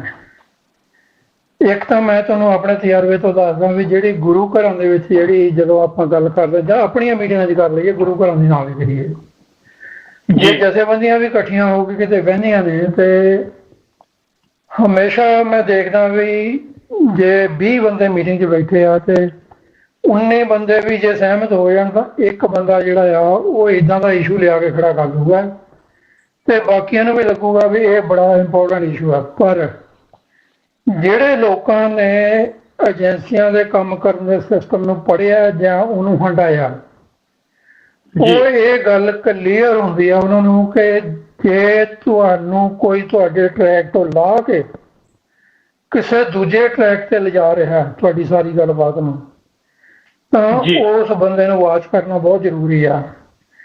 ਤੁਸੀਂ ਕੈਨੇਡਾ ਦੀ ਘਟਨਾ ਹੈ ਜਿਹੜੀ ਉਹ ਸੌਫਟ ਟਾਰਗੇਟ ਬੁੱਕ ਜਿਹੜੀ ਸੀਗੀ ਉਹ ਮੈਂ ਪੜ੍ਹੀ ਆ 2 ਵਾਰੀ ਜੀ। ਉਹ ਮਤਲਬ ਮੈਂ ਉਹਦੇ 'ਚ ਦੇਖਦਾ ਕਿ ਏਜੰਸੀਆਂ ਦਾ ਕੰਮ ਕਰਨ ਦਾ ਤਰੀਕਾ ਕੀ ਆ ਜੀ। ਅੱਜ ਵੀ ਉਹੀ ਕੁਛ ਆ, ਤਰੀਕਾ ਉਹਨਾਂ ਦਾ ਬਦਲਿਆ ਨਹੀਂ, ਅੱਜ ਵੀ ਤਰੀਕਾ ਉਹਨਾਂ ਦਾ ਉਹੀ ਆ ਜੀ ਕਿ ਗੁਰੂ ਘਰ ਦੇ ਵਿੱਚ ਸਾਰੀ ਸੰਗਤ ਕਿਸੇ ਗੱਲ ਨਾਲ ਸਹਿਮਤ ਹੋਵੇ ਤਾਂ ਇੱਕ ਬੰਦਾ ਉੱਠੂਗਾ ਤੇ ਉਹ ਕੋਈ ਨਾ ਕੋਈ ਇਹੋ ਜਿਹੀ ਗੱਲ ਕਰ ਦੂਗਾ ਜਿਹਦੇ ਨਾਲ ਜੇ ਜ਼ਿਆਦਾ ਨਹੀਂ ਤਾਂ ਘੱਟੋ ਘੱਟ 10-20% ਬੰਦੇ ਜਿਹੜੇ ਆ ਉਹਦੇ ਹੱਕ ਵੀ ਹੋ ਜਾਣਗੇ ਵੀ ਬਾਤ ਗਲਤ, ਇਹ ਵੀ ਸਹੀ ਹੈ ਜੀ, ਇਹ ਵੀ ਸੁਣਨੀ ਚਾਹੀਦੀ ਹੈ ਜੀ। ਉਹ ਤਾਂ ਵੀ ਮੈਂ ਦੇਖਦਾ ਕਿ ਸਾਡੇ ਕੋਲ ਇੱਥੇ ਮੇਰੇ ਕਾਫੀ ਸਿੰਘ ਜਿਹੜੇ ਉਹ ਮੇਰੇ ਵਰਤ ਆਉਂਦੇ ਨੇ ਤੇ ਮੈਂ ਉਹ ਗੱਲ ਉਹਨਾਂ ਦਾ ਇਹੀ ਹੁੰਦਾ ਹੈ ਕਿ ਭਾਈ ਜਿਹੜੇ ਬੰਦੇ ਤੁਹਾਡੀ ਸੋਚ ਨਾਲ ਨਹੀਂ ਸਹਿਮਤ, ਕੀ ਤੁਸੀਂ ਉਹਨਾਂ ਨੂੰ ਮਤਲਬ ਉਹਨਾਂ ਦੀ ਸੋਚ ਨੂੰ ਉਹਨੂੰ ਦੇਖਦੇ ਨਹੀਂ ਹੈ ਵੀ ਭਾਈ ਇਹਨਾਂ ਨੂੰ ਵੀ ਹੱਕ ਹੈਗਾ ਆਪਣੀ ਗੱਲ ਕਹਿਣ ਦਾ ਜੀ। ਤੇ ਇਹਦਾ ਜਵਾਬ ਮੈਂ ਇੱਕੋ ਹੀ ਦਿੰਦਾ ਹੈ ਕਿ ਭਾਈ ਦੇਖੋ ਹਰ ਇੱਕ ਬੰਦੇ ਨੂੰ ਆਪਣੀ ਗੱਲ ਕਹਿਣ ਦਾ ਪੂਰਾ ਹੱਕ ਹੈ, ਪਰ ਗੱਲ ਜਿਹੜੀ ਉਹੀ ਮੰਨੀ ਜਾਣੀ ਚਾਹੀਦੀ ਹੈ ਜਿਹੜੀ ਗੁਰੂ ਸਿਧਾਂਤ ਦੇ ਉੱਤੇ ਗੁਰੂ ਇਤਿਹਾਸ ਦੇ ਉੱਤੇ ਪੂਰੀ ਉਤਰਦੀ ਆ ਜੀ। ਮੈਂ ਲੰਮਾ ਸਮਾਂ ਪਹਿਲਾਂ ਮਤਲਬ ਪੜ੍ਹ ਰਿਹਾ ਸੀਗਾ ਕਿ ਬਾਕੀ ਧਰਮਾਂ ਦੇ ਵਿੱਚ ਇਹਨਾਂ ਚੀਜ਼ਾਂ ਨੂੰ ਕਿੱਦਾਂ ਲਿਆ ਜਾਂਦਾ, ਜਿੱਦਾਂ ਹੁਣ ਭਾਈ ਸਾਹਿਬ ਨੇ ਕਿਹਾ ਵੀ ਕੋਈ ਇਹੋ ਜਿਹੀ ਲਿਖਤ ਤਿਆਰ ਕੀਤੀ ਜਾਵੇ ਜਿਹੜੀ ਸਾਰਿਆਂ ਨੂੰ ਲੱਗੇ ਵੀ ਹਾਂ ਵੀ ਇਹ ਸਾਰਾ ਪ੍ਰਵਾਨਿਤ ਹੋਵੇ ਜੀ। ਜਦੋਂ ਤੱਕ ਅਸੀਂ ਧਾਰਮਿਕ ਤੌਰ ਤੇ ਸੁਚੇਤ ਨਹੀਂ ਹੈਗੇ, ਅਸੀਂ ਪੋਲੀਟੀਕਲ ਜਿਹੜੇ ਉਹ ਸੁਚੇਤ ਨਹੀਂ ਹੋ ਸਕਦੇ ਜੀ। ਉਹਦਾ ਕਾਰਨ ਕੀ ਹੈ ਕਿ ਧਰਮ ਜਿਹੜਾ ਸਾਨੂੰ ਇਸ ਗੱਲ ਦੀ ਸੋਝੀ ਦਿੰਦਾ ਹੈ ਕਿ ਅਸੀਂ ਰਾਜਨੀਤਿਕ ਗੱਲ ਨੂੰ ਸਮਝ ਸਕੀਏ ਜੀ। ਸਾਨੂੰ ਇਹ ਪਤਾ ਲੱਗ ਜਾਏ ਵੀ ਸਾਡਾ ਦੁਸ਼ਮਣ ਜਿਹੜਾ ਮਿੱਠਾ ਬਣ ਕੇ ਸਾਮ ਦਾਮ ਦੰਡ ਭੇਦ ਦੀ ਗੱਲ ਕੀਤੀ ਹੈ ਬਈ ਉਹ ਉਹਨਾਂ ਦੇ ਵਿੱਚੋਂ ਕਿਹੜਾ ਦਾਅ ਸਾਡੇ ਤੇ ਖੇਡ ਰਿਹਾ ਜੀ। ਜੇ ਤਾਂ ਕਿਸੇ ਨਜਾਇਜ਼ ਗੱਲ ਨੂੰ ਮਨਾਉਣ ਵਾਸਤੇ ਕਈ ਵਾਰੀ ਹੁਣ ਗੁਰੂ ਘਰ 'ਚ ਵੀ ਤੁਸੀਂ ਦੇਖਿਆ ਤੇ ਬੰਦੇ ਆਪ ਲੜਾਈ ਛੇੜ ਕੇ ਬਾਅਦ ਵਿੱਚ ਹੱਥ ਜੋੜ ਕੇ ਖੜ ਜਾਣੇ, ਨਹੀਂ ਭਾਜੀ ਲੜਨਾ ਨਹੀਂ ਲੜਾਈ ਤਾਂ ਭਾਜੀ ਤੁਸੀਂ ਬਾਕੀ ਆ, ਲੜਨਾ ਹੁਣ ਕਿੱਥੇ ਨਹੀਂ ਹੈ। ਸੋ ਇਹ ਚੀਜ਼ ਜਿਹੜੀ ਹੈ ਕਿ ਸਾਨੂੰ ਗੁਰੂ ਸਾਹਿਬ ਨੇ ਇੰਨੇ ਵਧੀਆ ਸਿਧਾਂਤ ਔਰ ਕਲੀਅਰ, ਕਿਤੇ ਕੋਈ ਭੁਲੇਖੇ ਵਾਲੀ ਗੱਲ ਨਹੀਂ ਹੈ, ਉਹ ਦਿੱਤੇ ਹੋਏ ਆ। ਫਿਰ ਵੀ ਅਸੀਂ ਇਸ ਗੱਲ 'ਚ ਆ ਕੇ ਫਸ ਜਾਂਦੇ ਹਾਂ ਵੀ ਹਾਂ ਜੇ ਮੇਰੇ ਗਰੁੱਪ ਦੇ ਬੰਦੇ ਨੇ ਆਹ ਗੱਲ ਕਰਤੀ ਹੈ ਤੇ ਮੈਂ ਉਹਦੀ ਸਪੋਰਟ ਕਰਨੀ ਹੈ। ਇਹਦਾ ਮਤਲਬ ਸਾਨੂੰ ਆਪਣੇ ਗਰੁੱਪ ਨਾਲ, ਸਾਨੂੰ ਆਪਣੇ ਬੰਦਿਆਂ ਨਾਲ ਜ਼ਿਆਦਾ ਤੇ ਹੈਗਾ ਇਸ ਗੱਲ ਦੀ ਬਜਾਏ ਕਿ ਅਸੀਂ ਸਿਧਾਂਤ ਦੀ ਗੱਲ ਕਰੀਏ, ਆਪਣੇ ਸੰਘਰਸ਼ ਦੀ ਗੱਲ ਕਰੀਏ, ਗੁਰੂ ਤੋਂ ਸੇਧ ਲੈ ਕੇ ਅਸੀਂ ਆਪਣੇ ਸੰਘਰਸ਼ ਵੱਲ ਅੱਗੇ ਵਧੀਏ। ਇਹ ਜਦੋਂ ਤੱਕ ਖੁਸ਼ਾਮਦ ਦਾ ਜਿਹੜਾ ਸੁਭਾਅ ਆ ਸਾਡਾ, ਇਹ ਨਹੀਂ ਸਾਡੇ ਮਨ 'ਚ ਜਾਂਦਾ। ਹੁਣ ਤੁਸੀਂ ਗੱਲ ਕੀਤੀ ਹੈ ਵੀ ਮੈਂ 40-45 ਸਾਲ ਜ਼ਿੰਦਗੀ ਦੇ ਮਤਲਬ ਇੱਕ ਹਿੱਸਾ ਹੁੰਦਾ, ਵੱਡਾ ਹਿੱਸਾ ਜਿਹੜਾ ਅਸਲੀ ਜ਼ਿੰਦਗੀ ਦਾ ਹੁੰਦਾ ਜੀ। ਬਹੁਤ ਸਾਰੇ ਮੇਰੇ ਬਹੁਤ ਜਿਹੜੇ ਲੋਕ ਜਿਹੜੇ ਮੇਰੇ ਬਹੁਤ ਜ਼ਿਆਦਾ ਕਲੋਜ਼ ਨੇ, ਉਹਨਾਂ ਨੂੰ ਵੀ ਇਹ ਡਰ ਰਹਿੰਦਾ ਹੈ ਵੀ ਭਾਈ ਇਹਨੂੰ ਟਾਈਮ ਦੇਈਏ ਨਾ ਦੇਈਏ, ਜਾਂ ਕਿੱਦਾਂ ਕਰੀਏ ਵੀ ਭਾਈ ਇਹਨੇ ਗੱਲ ਜਿਹੜੀ ਹੈ ਇਹਨੇ ਕਹਿ ਦੇਣੀ ਹੈ ਜੀ। ਪਰ ਮੈਂ ਇੱਥੇ ਅੱਜ ਤੁਹਾਡੇ ਸਾਰੇ ਸਰੋਤਿਆਂ ਦੇ ਹਾਜ਼ਰ ਇਹ ਗੱਲ ਕਹਿਣੀ ਚਾਹੁੰਦਾ ਕਿ ਮੈਂ ਹਮੇਸ਼ਾ ਸਟੇਜ ਤੋਂ ਵੀ ਇਹ ਗੱਲ ਕਹਿੰਦਾ ਵੀ ਜਿਹੜਾ ਬੰਦਾ ਸਟੇਜ ਤੋਂ, ਗੁਰੂ ਘਰ ਦੀ ਸਟੇਜ ਤੋਂ ਤੁਹਾਨੂੰ ਸੁਣਨਾ ਮਿਲਿਆ, ਜੇ ਉੱਥੇ ਤੁਸੀਂ ਕਿਸੇ ਬੰਦੇ ਨੂੰ ਲਾ ਕੇ ਗੱਲ ਕਰਦੇ ਆ, ਸੁਣਾ ਕੇ ਗੱਲ ਕਰਦੇ ਆ ਕਿਸੇ ਇੰਡੀਵਿਜੂਅਲ ਨੂੰ, ਤਾਂ ਤੁਸੀਂ ਗੁਰੂ ਦਾ ਦੇਣ ਵਾਲਾ। ਤੁਹਾਡੀ ਗੱਲ ਦਾ ਜਿਹੜਾ ਆਸ਼ਾ ਆ ਉਹ ਇਹ ਹੋਣਾ ਚਾਹੀਦਾ ਕਿ ਤੁਹਾਡਾ ਜਿਹੜਾ ਮੈਸੇਜ ਆ ਉਹ ਕਲੀਅਰ ਨਹੀਂ ਸੀਗਾ, ਤੁਸੀਂ ਉੱਠ ਕੇ ਉਹਨੂੰ ਕਲੀਅਰ ਕਰਦਾ ਵੀ ਭਾਈ ਮੈਂ ਇਦਾਂ ਸੋਚਦਾ, ਇਹਦੇ ਪਿੱਛੇ ਆਹ ਕਾਰਨ ਹੈਗਾ ਜੀ। ਸੋ ਇੱਕ ਤਾਂ ਇਹ ਗੱਲ ਜਿਹੜੀ ਗੱਲ ਗੁਰੂ ਸਾਹਿਬ ਨੇ ਸਾਨੂੰ ਸਿਖਾਈ ਸੀ ਵੀ ਖੁਸ਼ਾਮਦ ਨਹੀਂ ਕਰਨੀ ਜੀ, ਉਹਦੀ ਐਗਜ਼ਾਮਪਲ ਇੱਕ ਸਾਡੇ ਸਾਹਮਣੇ ਆ ਵੀ ਜਦੋਂ ਆਮ ਸਾਡੇ ਇਤਿਹਾਸ ਦੇ ਵਿੱਚ ਪੜ੍ਹ ਕੇ ਸੁਣਾਇਆ ਜਾਂਦਾ ਵੀ ਜਦੋਂ ਗੁਰੂ ਸਾਹਿਬ ਨੇ ਦਾਦੂ ਦੀ ਸਮਾਧ ਕੋਲੋਂ ਲੰਘੇ ਤੇ ਉਹਨਾਂ ਨੇ ਧੀ ਦੇ ਨਾਲ ਉਹਨੂੰ ਨਮਸਕਾਰ ਕੀਤੇ ਤੇ ਸਿੱਖਾਂ ਨੇ ਗੁਰੂ ਸਾਹਿਬ ਦਾ ਘੋੜਾ ਫੜ ਲਿਆ ਵੀ ਤੁਸੀਂ ਇਹ ਸਾਨੂੰ ਕੁਛ ਹੋਰ ਕਹਿੰਦੇ ਆ, ਤੁਸੀਂ ਇਹ ਕੁਛ ਹੋਰ। ਤੇ ਗੁਰੂ ਸਾਹਿਬ ਦਾ ਇਹੀ ਜਵਾਬ ਸੀ ਵੀ ਮੈਂ ਇਹ ਦੇਖਣਾ ਚਾਹੁੰਦਾ ਵੀ ਸਿੱਖ ਕਿਤੇ ਖੁਸ਼ਾਮਦੀ ਤੇ ਨਹੀਂ ਹੈਗਾ ਜੀ। ਕਿਸੇ ਨੂੰ ਪ੍ਰੇਜ਼ ਕਰਨਾ ਹੋਰ ਚੀਜ਼ ਹੈ, ਕਿਸੇ ਦੀ ਖੁਸ਼ਾਮਦ ਕਰਨੀ ਕੋਈ ਹੋਰ ਚੀਜ਼ ਹੈ ਜੀ। ਸੋ ਇੱਕ ਤਾਂ ਇਹ ਸਿੱਖਾਂ ਨੂੰ ਆਪਣਾ ਕਰੈਕਟਰ ਬਿਲਡ ਕਰਨਾ ਪਊਗਾ ਵੀ ਭਾਈ ਮੈਂ ਗੱਲ ਆਪਣੀ ਕਹਿਣੀ ਆ, ਪਿਆਰ ਨਾਲ ਕਹਿਣੀ ਆ, ਸੋਹਣੇ ਸ਼ਬਦਾਂ 'ਚ ਕਹਿਣੀ ਆ, ਪਰ ਮੈਂ ਆਪਣਾ ਮੈਸੇਜ ਜਿਹੜਾ ਉਹ ਕਨਵੇ ਕਰਨਾ। ਜੇ ਸਾਡੇ ਅੰਦਰ ਭਾਵਨਾ ਇਹ ਆ ਕਿ ਭਾਈ ਮੈਂ ਜੋ ਮਰਜ਼ੀ ਆ, ਜੋ ਮੇਰੇ ਗਰੁੱਪ ਨੇ ਫੈਸਲਾ ਕਰਦਾ ਚੰਗਾ ਮਾੜਾ, ਜੋ ਜਿੱਦਾਂ ਮਰਜ਼ੀ ਜਾਂਦਾ ਹੈ, ਤੇ ਮੈਂ ਤਾਂ ਜੀ ਆਪਣੇ ਗਰੁੱਪ ਦੇ ਨਾਲ ਖੜਾ। ਗੁਰੂ ਤੋਂ ਵੱਡਾ ਗਰੁੱਪ ਤੁਹਾਡਾ ਹੋਰ ਕੋਈ ਨਹੀਂ ਹੈਗਾ। ਜੇ ਤੁਸੀਂ ਗੁਰੂ ਦੀ ਗੱਲ ਦੇ ਨਾਲ ਖੜੇ ਆ ਤਾਂ ਤੁਸੀਂ ਵਧੀਆ ਸਿੱਖ ਆ, ਇਹਦਾ ਮਤਲਬ ਨਹੀਂ ਤਾਂ ਫਿਰ ਤੁਸੀਂ ਆਪਣਾ ਘੰਟੇ ਪੂਰੇ ਕਰਦੇ ਆ, ਹੋਰ ਕੋਈ ਗੱਲ ਨਹੀਂ ਜੀ। ਦੂਜਾ ਜਿਹੜਾ ਸਵਾਲ ਸੀ ਉਹਨੂੰ ਮੈਂ ਸ਼ਾਰਟ 'ਚ ਕਰਦਾ ਕਿ ਇਹ ਸਾਰਾ ਕੁਝ ਤੈਅ ਹੋ ਸਕਦਾ ਹੈ, ਪਰ ਇਹ ਗੱਲ ਆਪਾਂ ਨੂੰ ਸਮਝਣੀ ਪਊਗੀ ਵੀ ਜਿਹੜੀ ਗੱਲ ਮੈਂ ਕਰਦਾ ਕਿ ਆਹ ਚੀਜ਼ ਜਿਹੜੀ ਆ ਏਦਾਂ ਹੋ ਸਕਦੀ ਆ ਜੀ, ਤਾਂ ਜੇ ਉਹ ਸਿਧਾਂਤ ਤੇ ਪੂਰੀ ਨਹੀਂ ਉਤਰਦੀ ਜਾਂ ਲੋਕਾਂ ਨੂੰ, ਮੈਜੋਰਿਟੀ ਲੋਕਾਂ ਨੂੰ ਗੱਲ ਸਹੀ ਨਹੀਂ ਲੱਗਦੀ, ਤਾਂ ਸਾਰਿਆਂ ਨੂੰ ਉਹਦੇ ਤੇ ਕਿੰਤੂ ਕਰਨ ਦਾ ਹੱਕ ਹੈਗਾ ਜੀ। ਪਰ ਜੇ ਕੋਈ ਹੋਰ ਬੰਦਾ ਜਿਹੜਾ ਕੌਮ ਨੂੰ ਲੀਡ ਕਰ ਰਿਹਾ ਜਾਂ ਕੌਮ ਦੀ ਅਗਵਾਈ ਕਰ ਰਿਹਾ ਜਾਂ ਕੋਈ ਕੌਮ ਦਾ ਕੰਮ ਕਰ ਰਿਹਾ, ਜੇ ਉਹੋ ਹੀ ਬੰਦਾ ਜੇ ਉਹ ਗੱਲ ਕਰੇ ਤਾਂ ਉਹ ਫਿਰ ਸਾਰਿਆਂ ਲਈ ਠੀਕ ਹੈ। ਐਗਜ਼ਾਮਪਲ ਜਿਹੜੀ ਹੈ ਮੈਂ ਵੀ ਜਿਵੇਂ ਹੁਣ ਆਪਣਾ ਗੁਰਪ੍ਰਵੰਤ ਸਿੰਘ ਪੰਨੂ ਹੈ ਜੀ, ਜਿੱਦਣ ਉਹਨਾਂ ਨੇ ਆਪਣੇ ਪ੍ਰੋਗਰਾਮ ਸ਼ੁਰੂ ਕੀਤੇ ਸੀ, ਮੈਂ ਇੱਥੇ ਦੱਸਣਾ ਚਾਹੁੰਦਾ ਕਿ ਤਕਰੀਬਨ ਜਦੋਂ ਨਿਊਯਾਰਕ ਦੇ ਵਿੱਚ 9/11 ਹੋਇਆ 2001 ਦੀ ਗੱਲ ਹੈ ਜੀ, ਉਹ ਤੋਂ ਪਹਿਲਾਂ ਅਸੀਂ ਇਕੱਠੇ ਸੀਗੇ ਆਪਣੇ ਪੈਸਾ ਕਿੰਨਾ ਜੋ ਕੋਈ ਬਿਜ਼ਨਸ ਅਸੀਂ ਕਰਦੇ ਸੀ ਇਮੀਗ੍ਰੇਸ਼ਨ ਦਾ ਜੀ। ਤੇ ਮੈਨੂੰ ਚਲੋ ਕਿਸੇ ਨੂੰ ਮਾਂ ਕਹਿੰਦੇ ਬਾਏ ਆ, ਕਿਸੇ ਨੂੰ ਗਰਮ ਪਤਾ ਨਹੀਂ, ਪਰ ਮੈਨੂੰ ਉਹ ਵਧੀਆ ਬੰਦਾ ਲੱਗਿਆ। ਅਸੀਂ ਉਹਦੀ ਸਪੋਰਟ ਜਿੰਨੀ ਜੋ ਕੁਝ ਕਰਦੇ ਰਹੇ ਆ ਜੀ। ਪਰ ਜੇ ਕੱਲ ਨੂੰ ਉਹ ਮੈਨੂੰ ਸਿੰਘ ਸਾਹਿਬ, ਜਥੇਦਾਰ ਸਾਹਿਬ ਕਹਿ ਕੇ ਬੁਲਾਉਂਦੇ ਨੇ ਨਾ, ਜੇ ਮੈਨੂੰ ਕੋਈ ਲੱਗਦਾ ਵੀ ਉਹਨਾਂ ਦੀ ਆਹ ਗੱਲ ਜਿਹੜੀ ਸਹੀ ਨਹੀਂ ਹੈਗੀ ਜਾਂ ਇਹ ਗौ ਕੌਮ ਦਾ ਨੁਕਸਾਨ ਕਰ ਰਹੀ ਹੈ ਜੀ, ਤਾਂ ਮੈਂ ਬਜਾਏ ਚੀਜ਼ ਕਿ ਹੋਰ 10 ਬੰਦਿਆਂ ਨੂੰ ਫੋਨ ਲਾ ਕੇ ਕਰਾਂ, ਦੇਖੋ ਜੀ ਪੰਨੂ ਨੇ ਤਾਂ ਏਦਾਂ ਕਹਿ ਦਿੱਤਾ ਜੀ, ਪੰਨੂ ਨੇ ਤਾਂ ਉਹ ਕਰਤਾ ਹੈ ਨਾ ਜੀ, ਮੈਂ ਆਪ ਸਿੱਧੀ ਗੱਲ ਕਰਕੇ ਮੈਸੇਜ ਕਿਉਂ ਨਹੀਂ ਕਨਵੇ ਕਰ ਸਕਦਾ? ਕਿਉਂ ਮੇਰੇ ਅੰਦਰ ਕੋਈ ਡਰ ਪਿਆ ਹੋਵੇ ਜਾਂ ਮੈਨੂੰ ਕੋਈ ਮਤਲਬ ਇਹ ਆ ਕਿ ਮੈਨੂੰ ਬਿਜ਼ਨਸ 'ਚ ਘਾਟਾ ਪੈ ਚੱਲਿਆ ਕੋਈ ਜੀ? ਸਿਰਫ ਇਹ ਆ ਜਿੱਦਣ ਅਸੀਂ ਇਹ ਡਾਇਰੈਕਟ ਕਮਿਊਨੀਕੇਸ਼ਨ ਕਰਨੀ ਸਿੱਖ ਗਏ, ਉਦਣ ਸਾਡੀਆਂ 50% ਪ੍ਰੋਬਲਮਾਂ ਵੈਸੇ ਹੱਲ ਹੋ ਜਾਣਗੀਆਂ ਜੀ। ਤੇ ਇਹਦੇ ਨਾਲ ਜਦੋਂ ਇਹ ਗੱਲਾਂ ਹੁੰਦੀਆਂ ਕਿ ਭਾਈ ਆਪਾਂ ਕੋਈ ਇਹੋ ਜਿਹਾ ਏਜੰਡਾ ਤੈਅ ਕਰ ਲਈਏ ਜਿਹਦੇ ਤੇ ਘੱਟੋ ਘੱਟ ਸਾਰੀਆਂ ਜਿਹੜੀਆਂ ਖਾਲਸਾਨੀ ਧਿਰਾਂ ਨੇ ਉਹ ਇਸ ਗੱਲ ਤੇ ਮਤਲਬ ਸਹਿਮਤ ਹੋ ਜਾਣ ਬਈ ਆਹ ਪ੍ਰੋਗਰਾਮ ਅਸੀਂ ਇਕੱਠੇ ਕਰਨੇ ਆ, ਆਹ ਸਾਡੇ ਆਪਣੇ ਆਪਣੇ ਪ੍ਰੋਗਰਾਮ ਆ, ਤੇ ਜਿਹੜੇ ਅਸੀਂ ਇਕੱਠੇ ਕਰਨੇ ਉਹਨਾਂ ਦਾ ਇੱਕੋ ਨਿਸ਼ਾਨਾ ਹੋਣਾ ਚਾਹੀਦਾ ਵੀ ਆਪਣੇ ਰਾਜ ਜਿਹੜਾ ਆ ਜਾਂ ਆਪਣੀ ਸਾਡਾ ਖਾਲਿਸਤਾਨ ਦਾ ਜਿਹੜਾ ਸਾਡਾ ਦੇਸ਼ ਆ ਜਿਹੜਾ ਉਹਨੂੰ ਆਪਾਂ ਆਜ਼ਾਦ ਕਿਵੇਂ ਕਰਾਉਣਾ, ਇਹ ਤਾਂ ਦੂਜੀ ਗੱਲ ਨਹੀਂ ਹੋਣੀ। ਜਿਹੜਾ ਬੰਦਾ ਇਹ ਗੱਲ ਲੈ ਕੇ ਵਿਚਰਦਾ ਤੁਹਾਡੇ ਚ ਕਿ ਭਾਈ ਵੇਖੋ ਜੀ ਇਹ ਕਿੱਦਾਂ ਹੋਊਗਾ ਉਹ ਕਿੱਦਾਂ ਹੋਊਗਾ, ਇਹਦਾ ਮਤਲਬ ਉਹ ਤੁਹਾਨੂੰ ਤੁਹਾਡੇ ਕੰਮ ਤੋਂ ਤੁਹਾਡੇ ਨਿਸ਼ਾਨੇ ਤੋਂ ਥੜਕਾਉਣਾ ਚਾਹੁੰਦਾ। ਹੁਣ ਕਹੋ ਜੀ ਭਾਈ ਸਾਹਿਬ ਜੇ ਤੁਹਾਨੂੰ ਲੱਗਦਾ ਵੀ ਇਹ ਗੱਲ ਤੁਹਾਡੀ ਰੋਕਣੀ ਹੋਣੀ ਹੈ, ਤੁਹਾਡੀ ਸਮਝ ਨਹੀਂ ਪੈਂਦੀ, ਫਿਰ ਤੁਸੀਂ ਆਪਣੇ ਤਰੀਕੇ ਨਾਲ ਆਪਣਾ ਕੰਮ ਕਰੀ ਜਾਓਗੇ। ਭਾਈ ਸਾਡਾ ਨਿਸ਼ਾਨਾ ਜਿਹੜਾ ਵੀ ਇਹ ਹੈ। ਹੁਣ ਬੜੀਆਂ ਐਗਜ਼ਾਮਪਲ ਹੈਗੀਆਂ ਨੇ ਇੱਦਾਂ ਦੀਆਂ, ਤੁਸੀਂ ਵੀ ਜਾਣਦੇ ਮੀਡੀਆ 'ਚ ਤੁਸੀਂ ਮੈਨੂੰ ਜ਼ਿਆਦਾ ਜਾਣਦੇ ਆ ਕਿ ਅਸੀਂ ਬਹੁਤ ਸਾਰੀਆਂ ਗੱਲਾਂ ਸਾਡੇ ਹੁਣ ਮੰਨ ਲਓ ਤੁਸੀਂ ਤੁਸੀਂ ਟੀਵੀ ਚੈਨਲ ਚਲਾਉਂਦੇ ਆ, ਜੇ ਤੁਸੀਂ 100 ਗੱਲ ਕਰਦੇ ਆ 100 ਦੇ ਵਿੱਚੋਂ ਕੋਈ ਇੱਕ ਗੱਲ ਵੀ ਤੁਹਾਡੇ ਹੋ ਸਕਦੀ ਹੋਵੇ ਕੋਈ ਢਿੱਲੀ ਹੋਵੇ ਜਿਹੜੀ ਮੈਨੂੰ ਪਸੰਦ ਨਹੀਂ, ਠੀਕ ਹੈ ਜੀ। ਹਿਊਮਨ ਬੀਇੰਗ ਹੈ, ਹੋ ਸਕਦੀ ਹੈ ਤੇ ਕੋਈ ਏਡੀ ਗੱਲ ਨਹੀਂ, ਪੋਸੀਬਿਲਿਟੀ ਹੈ। ਬਜਾਏ ਜਿਹਦੇ ਕਿ ਮੈਂ ਹੋਰ ਇੱਧਰ ਉੱਧਰ ਕੰਮ TV 84 ਤੇ ਏਦਾਂ ਕਹਿਤਾ ਉਹਨਾਂ ਨੇ ਜੀ ਉਹ ਤਾਂ ਐਂ ਹੋ ਗਿਆ ਜੀ।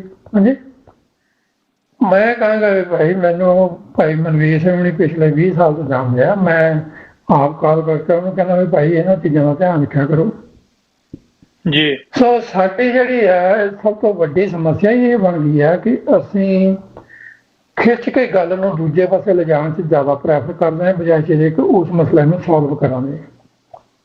ਅੱਜ ਸਭ ਤੋਂ ਵੱਡੀ ਪ੍ਰੋਬਲਮ ਸਾਡੀ ਪੰਜਾਬ ਦੇ ਵਿੱਚ ਇਹੀ ਬਣੀ ਹੋਈ ਆ ਕਿ ਉੱਥੇ ਉਹ ਕਹਿੰਦੇ ਜਦੋਂ ਇੱਕ ਪੰਜਾਬੀ ਦਾ ਮੁਹਾਵਰਾ ਵੀ ਮੈਂ ਤੇਰਾ ਵਿਆਹ ਨਹੀਂ ਕਰਾਉਣਾ, ਉਹ ਕਹਿੰਦੇ ਕਿਉਂ, ਕਹਿੰਦਾ ਤੂੰ ਜੋ ਤੂੰ ਰੋਟੀ ਨਾਲ ਤੇਰੀ ਦਾੜੀ ਹਿਲਦੀ ਆ ਜੀ। ਉੱਥੇ ਬਹੁਤੀਆਂ ਸਮੱਸਿਆਵਾਂ ਇਸ ਵੇਲੇ ਇਹੀ ਆ ਪੰਜਾਬ 'ਚ। ਇਹ ਨਹੀਂ ਹੈਗਾ ਕਿ ਕੋਈ ਬੰਦਾ ਗਲਤ ਕੰਮ ਕਰ ਰਿਹਾ, ਇਹ ਨਹੀਂ ਹੈਗਾ ਕਿ ਕਿਸੇ ਨੂੰ ਗੱਲ ਸਮਝ ਨਹੀਂ ਆ ਰਹੀ, ਪਰ ਇਹ ਹੈ ਕਿ ਮੈਂ ਦੂਜੇ ਦੀ ਲਕੀਰ ਨੂੰ ਕੱਟ ਕੇ ਫਿਰ ਆਪਣੀ ਲਕੀਰ ਕਿੰਨਾ ਅੱਗੇ ਵੱਡੀ ਕਰਨੀ ਜੀ। ਸੋ ਹਾਂਜੀ ਬੋਲਾ ਰਹੀ ਆਪਾਂ ਇਹ ਵੈਸੇ ਜੀ ਬਿਲਕੁਲ ਭਾਈ ਸਾਹਿਬ ਜੀ, ਵੈਸੇ ਇਹ ਗੱਲ ਜ਼ਿਕਰਯੋਗ ਆ ਕਿ ਜਿੰਨਾ ਕੁ ਮੈਂ ਵਾਚ ਕੀਤਾ ਨਾ ਇੱਧਰੋਂ ਉੱਧਰੋਂ ਦੇਖ ਕੇ ਜਾਂ ਜੋ ਮਾਹੌਲ ਚੱਲਦਾ, ਤੇ ਮੈਨੂੰ ਕਈ ਵਾਰੀ ਲੱਗਦਾ ਹੁੰਦਾ ਵੀ ਜਿਹੜੇ ਤਾਂ ਅਸਲ ਲੀਡਰ ਹੈਗੇ ਨੇ, ਜਿਹੜੇ ਲੀਡ ਕਰਨ ਵਾਲੇ ਆ, ਉਹਨਾਂ ਨੂੰ ਕਈ ਗੱਲਾਂ ਦਾ ਪਤਾ ਵੀ ਨਹੀਂ ਹੁੰਦਾ। ਉਹ ਥੱਲੜੇ ਲੈਵਲ ਤੇ ਉਦਾਂ ਹੀ ਰੌਲਾ ਪਿਆ ਹੁੰਦਾ, ਉਹ ਇੱਕ ਦੂਜੇ ਨਾਲ ਫੇਰ ਬਹਿ ਜਾਂਦੇ ਆ, ਉਹ ਕਿਤੇ ਲੋੜ ਪੈਣ ਤੇ ਇੱਕ ਦੂਜੇ ਨਾਲ ਫੇਰ ਬਹਿ ਜਾਂਦੇ ਆ, ਪਰ ਉਦੋਂ ਵੀ ਨਾਰਾਜ਼ ਹੋਣ ਵਾਲੇ ਉਹਨਾਂ ਦੇ ਕਾਡਰ ਹੀ ਹੁੰਦੇ ਥੱਲੇ ਵਾਲੇ ਵੀ ਤੂੰ ਏਦਾਂ ਕਿੱਦਾਂ ਜੀ, ਤੁਸੀਂ ਏਦਾਂ ਨਹੀਂ ਕਰ ਸਕਦੇ, ਅਸੀਂ ਤਾਂ ਉੱਧਰ ਲੜ ਪਏ। ਜਾਂ ਬਹੁਤੀ ਪ੍ਰੋਬਲਮ ਇਹ ਆ ਵੀ ਉਹ ਆਪਸ ਦੇ ਵਿੱਚ ਉਹਨਾਂ ਦੀ ਜਿਹੜੀ ਕੋਈ ਚੰਗੀ ਗੱਲ ਵੀ ਹੁੰਦੀ ਹੈ ਨਾ ਕਮਿਊਨੀਕੇਸ਼ਨ ਦੀ, ਉਹਨੂੰ ਵੀ ਇਸ ਤਰ੍ਹਾਂ ਪੇਸ਼ ਕਰ ਦਿੱਤਾ ਜਾਂਦਾ ਵੀ ਬਸ ਇਹ ਤਾਂ ਜੀ ਹੁਣ ਮਤਲਬ ਇਹਨੂੰ ਤਾਂ ਹੁਣ ਆਪਾਂ ਚੱਕ ਦੇਣੇ ਫੱਟੇ ਵੀ ਏਦਾਂ ਕਹਿਤੀ ਆ ਤਾਂ ਹੁਣ ਇਹਨੂੰ ਏਦਾਂ, ਉਹਦੀ ਮਤਲਬ ਇੰਟਰਪ੍ਰੀਟੇਸ਼ਨ ਇੰਨੀ ਗਲਤ ਹੋ ਜਾਂਦੀ ਆ ਕਿ ਉਹ ਥੱਲੇ ਜਿਹੜੀ ਆ, ਔਰ ਉਹਨਾਂ ਬੰਦਿਆਂ ਦਾ ਕੋਈ ਲੈਣਾ ਦੇਣਾ ਵੀ ਨਹੀਂ ਹੁੰਦਾ ਕਿਸੇ ਗੱਲ ਨਾਲ, ਨਾ ਉਹਨਾਂ ਨੇ ਕਦੀ ਤੁਰਨਾ ਹੁੰਦਾ ਕਿਸੇ ਕੰਮ ਨੂੰ ਲੈ ਕੇ,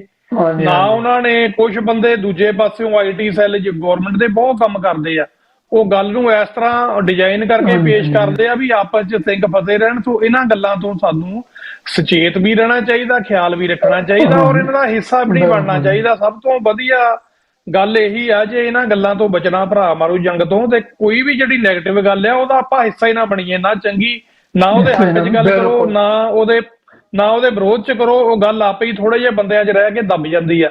ਜਦੋਂ ਅਸੀਂ ਗਾਂਹ ਦੀ ਗਾਂਹ ਉੱਤੇ ਲੱਗ ਪੈਂਦੇ ਨਾ ਕਮੈਂਟਬਾਜ਼ੀ ਕਰਨ, ਤੇ ਫੇਰ ਉਹ ਗੱਲ ਵੱਧਦੀ ਰਹਿੰਦੀ ਅੱਗੇ, ਇੱਕ ਮਸਲਾ ਫਿਰ ਦੂਜਾ ਫਿਰ ਤੀਜਾ, ਉਹ ਹੌਲੀ ਹੌਲੀ ਪਿਛਲੇ 25-30 ਸਾਲਾਂ ਤੱਕ ਪਹੁੰਚ ਜਾਂਦੇ ਆ ਜਿਨ੍ਹਾਂ ਗੱਲਾਂ ਦਾ ਸਾਨੂੰ ਪਤਾ ਵੀ ਨਹੀਂ ਹੁੰਦਾ, ਸਿਰਫ ਅਸੀਂ ਸੁਣੀ ਹੀ ਹੁੰਦੀਆਂ ਕਿਤੇ ਇੱਧਰੋਂ ਉੱਧਰੋਂ।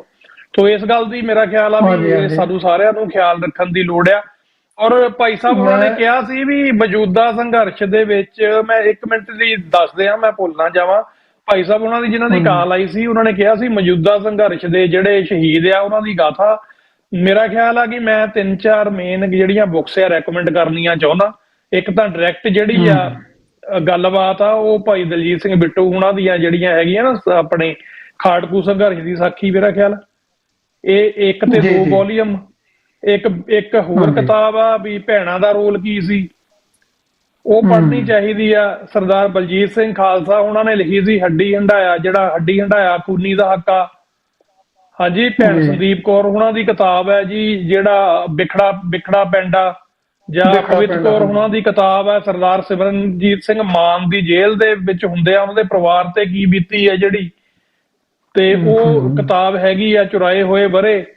ਜਾਂ ਦਰਸ਼ੀ ਹਾਂਜੀ। ਦੀ ਏਐਸ ਦਰਸ਼ੀ ਦੀ ਜਿਹੜਾ ਦਾ ਗੈਲੈਂਟ ਡਿਫੈਂਡਰ ਦਾ ਗੈਲੈਂਟ ਡਿਫੈਂਡਰ ਹਾਂਜੀ। ਸਮ ਜਰਨੈਲ ਸਿੰਘ ਭਿੰਡਰਾਂ ਵਾਲਿਆਂ ਸੰਤਾਂ ਬਾਰੇ ਵਾਲੇ ਜੀ, ਜੀ, ਦੂਜੇ ਜੀ। ਹਾਂ ਉਹਨਾਂ ਦੇ ਸੰਤਾਂ ਦੇ ਜੀਵਨ ਬਾਰੇ ਉਸ ਸਮੇਂ ਦਾ ਜਿਹੜਾ ਦੂਜੇ ਪੱਖ ਤੋਂ ਵਿਰੋਧੀ ਪੱਖ ਤੋਂ ਜਿਹੜਾ ਲਿਖ ਰਿਹਾ ਜਾਣੀ ਕਿ ਪੱਖ ਉਹਦਾ ਬਿਲਕੁਲ ਪਾਇਜ਼ ਹੈ ਜਾਇਜ਼ ਆ ਪਰ ਉਹਨਾਂ ਦੇ ਮਤਲਬ ਨਜ਼ਰੀਏ ਤੋਂ ਸੰਤਾਂ ਨੂੰ ਜੇ ਵੇਖਣਾ ਹੋਵੇ ਕਿ ਇੱਕ ਇਮਾਨਦਾਰ ਹਿੰਦੂ ਸ਼ਖਸ ਵੀ ਜਿਹੜਾ ਉੱਥੇ ਮੇਲੇ ਦਾ ਆਈਪੀਐਸ ਆਫੀਸਰ ਜਿਹੜਾ ਆਈਏਐਸ ਆਫੀਸਰ ਸੀ ਉਹਨੇ ਕਿਵੇਂ ਦੇਖਿਆ ਸੰਤਾਂ ਨੂੰ। ਸੋ ਇਸ ਤਰ੍ਹਾਂ ਦੀਆਂ ਹੋਰ ਬਹੁਤ ਸਾਰੀਆਂ ਕਿਤਾਬਾਂ ਨੇ ਕੁਝ ਆਣੀਆਂ ਵੀ ਨੇ। ਮੈਂ ਕਾਫੀ ਲੇਖਕਾਂ ਨੂੰ ਜਾਣਦਾ ਜਿਨ੍ਹਾਂ ਨੇ ਹੁਣ ਇਸ ਦਿਸ਼ਾ ਦੇ ਵਿੱਚ ਕੰਮ ਕਰਨਾ ਸ਼ੁਰੂ ਕੀਤਾ ਤਾਂ ਕਿ ਇਹ ਜਿਹੜੀਆਂ ਸਾਖੀਆਂ ਹੈਗੀਆਂ ਤੇ ਜਾਂ ਤੁਸੀਂ YouTube ਤੇ ਜੇ ਤੁਹਾਨੂੰ ਸਾਡੇ ਸਰੋਤਿਆਂ ਨੂੰ ਪਤਾ ਤਾਂ ਸਾਨੂੰ ਮੈਸੇਜ ਵੀ ਕਰ ਦਿਓ, ਅਸੀਂ ਉਹਨਾਂ ਦਾ ਵੀ ਨਾਂ ਲੈ ਦਿਆਂਗੇ।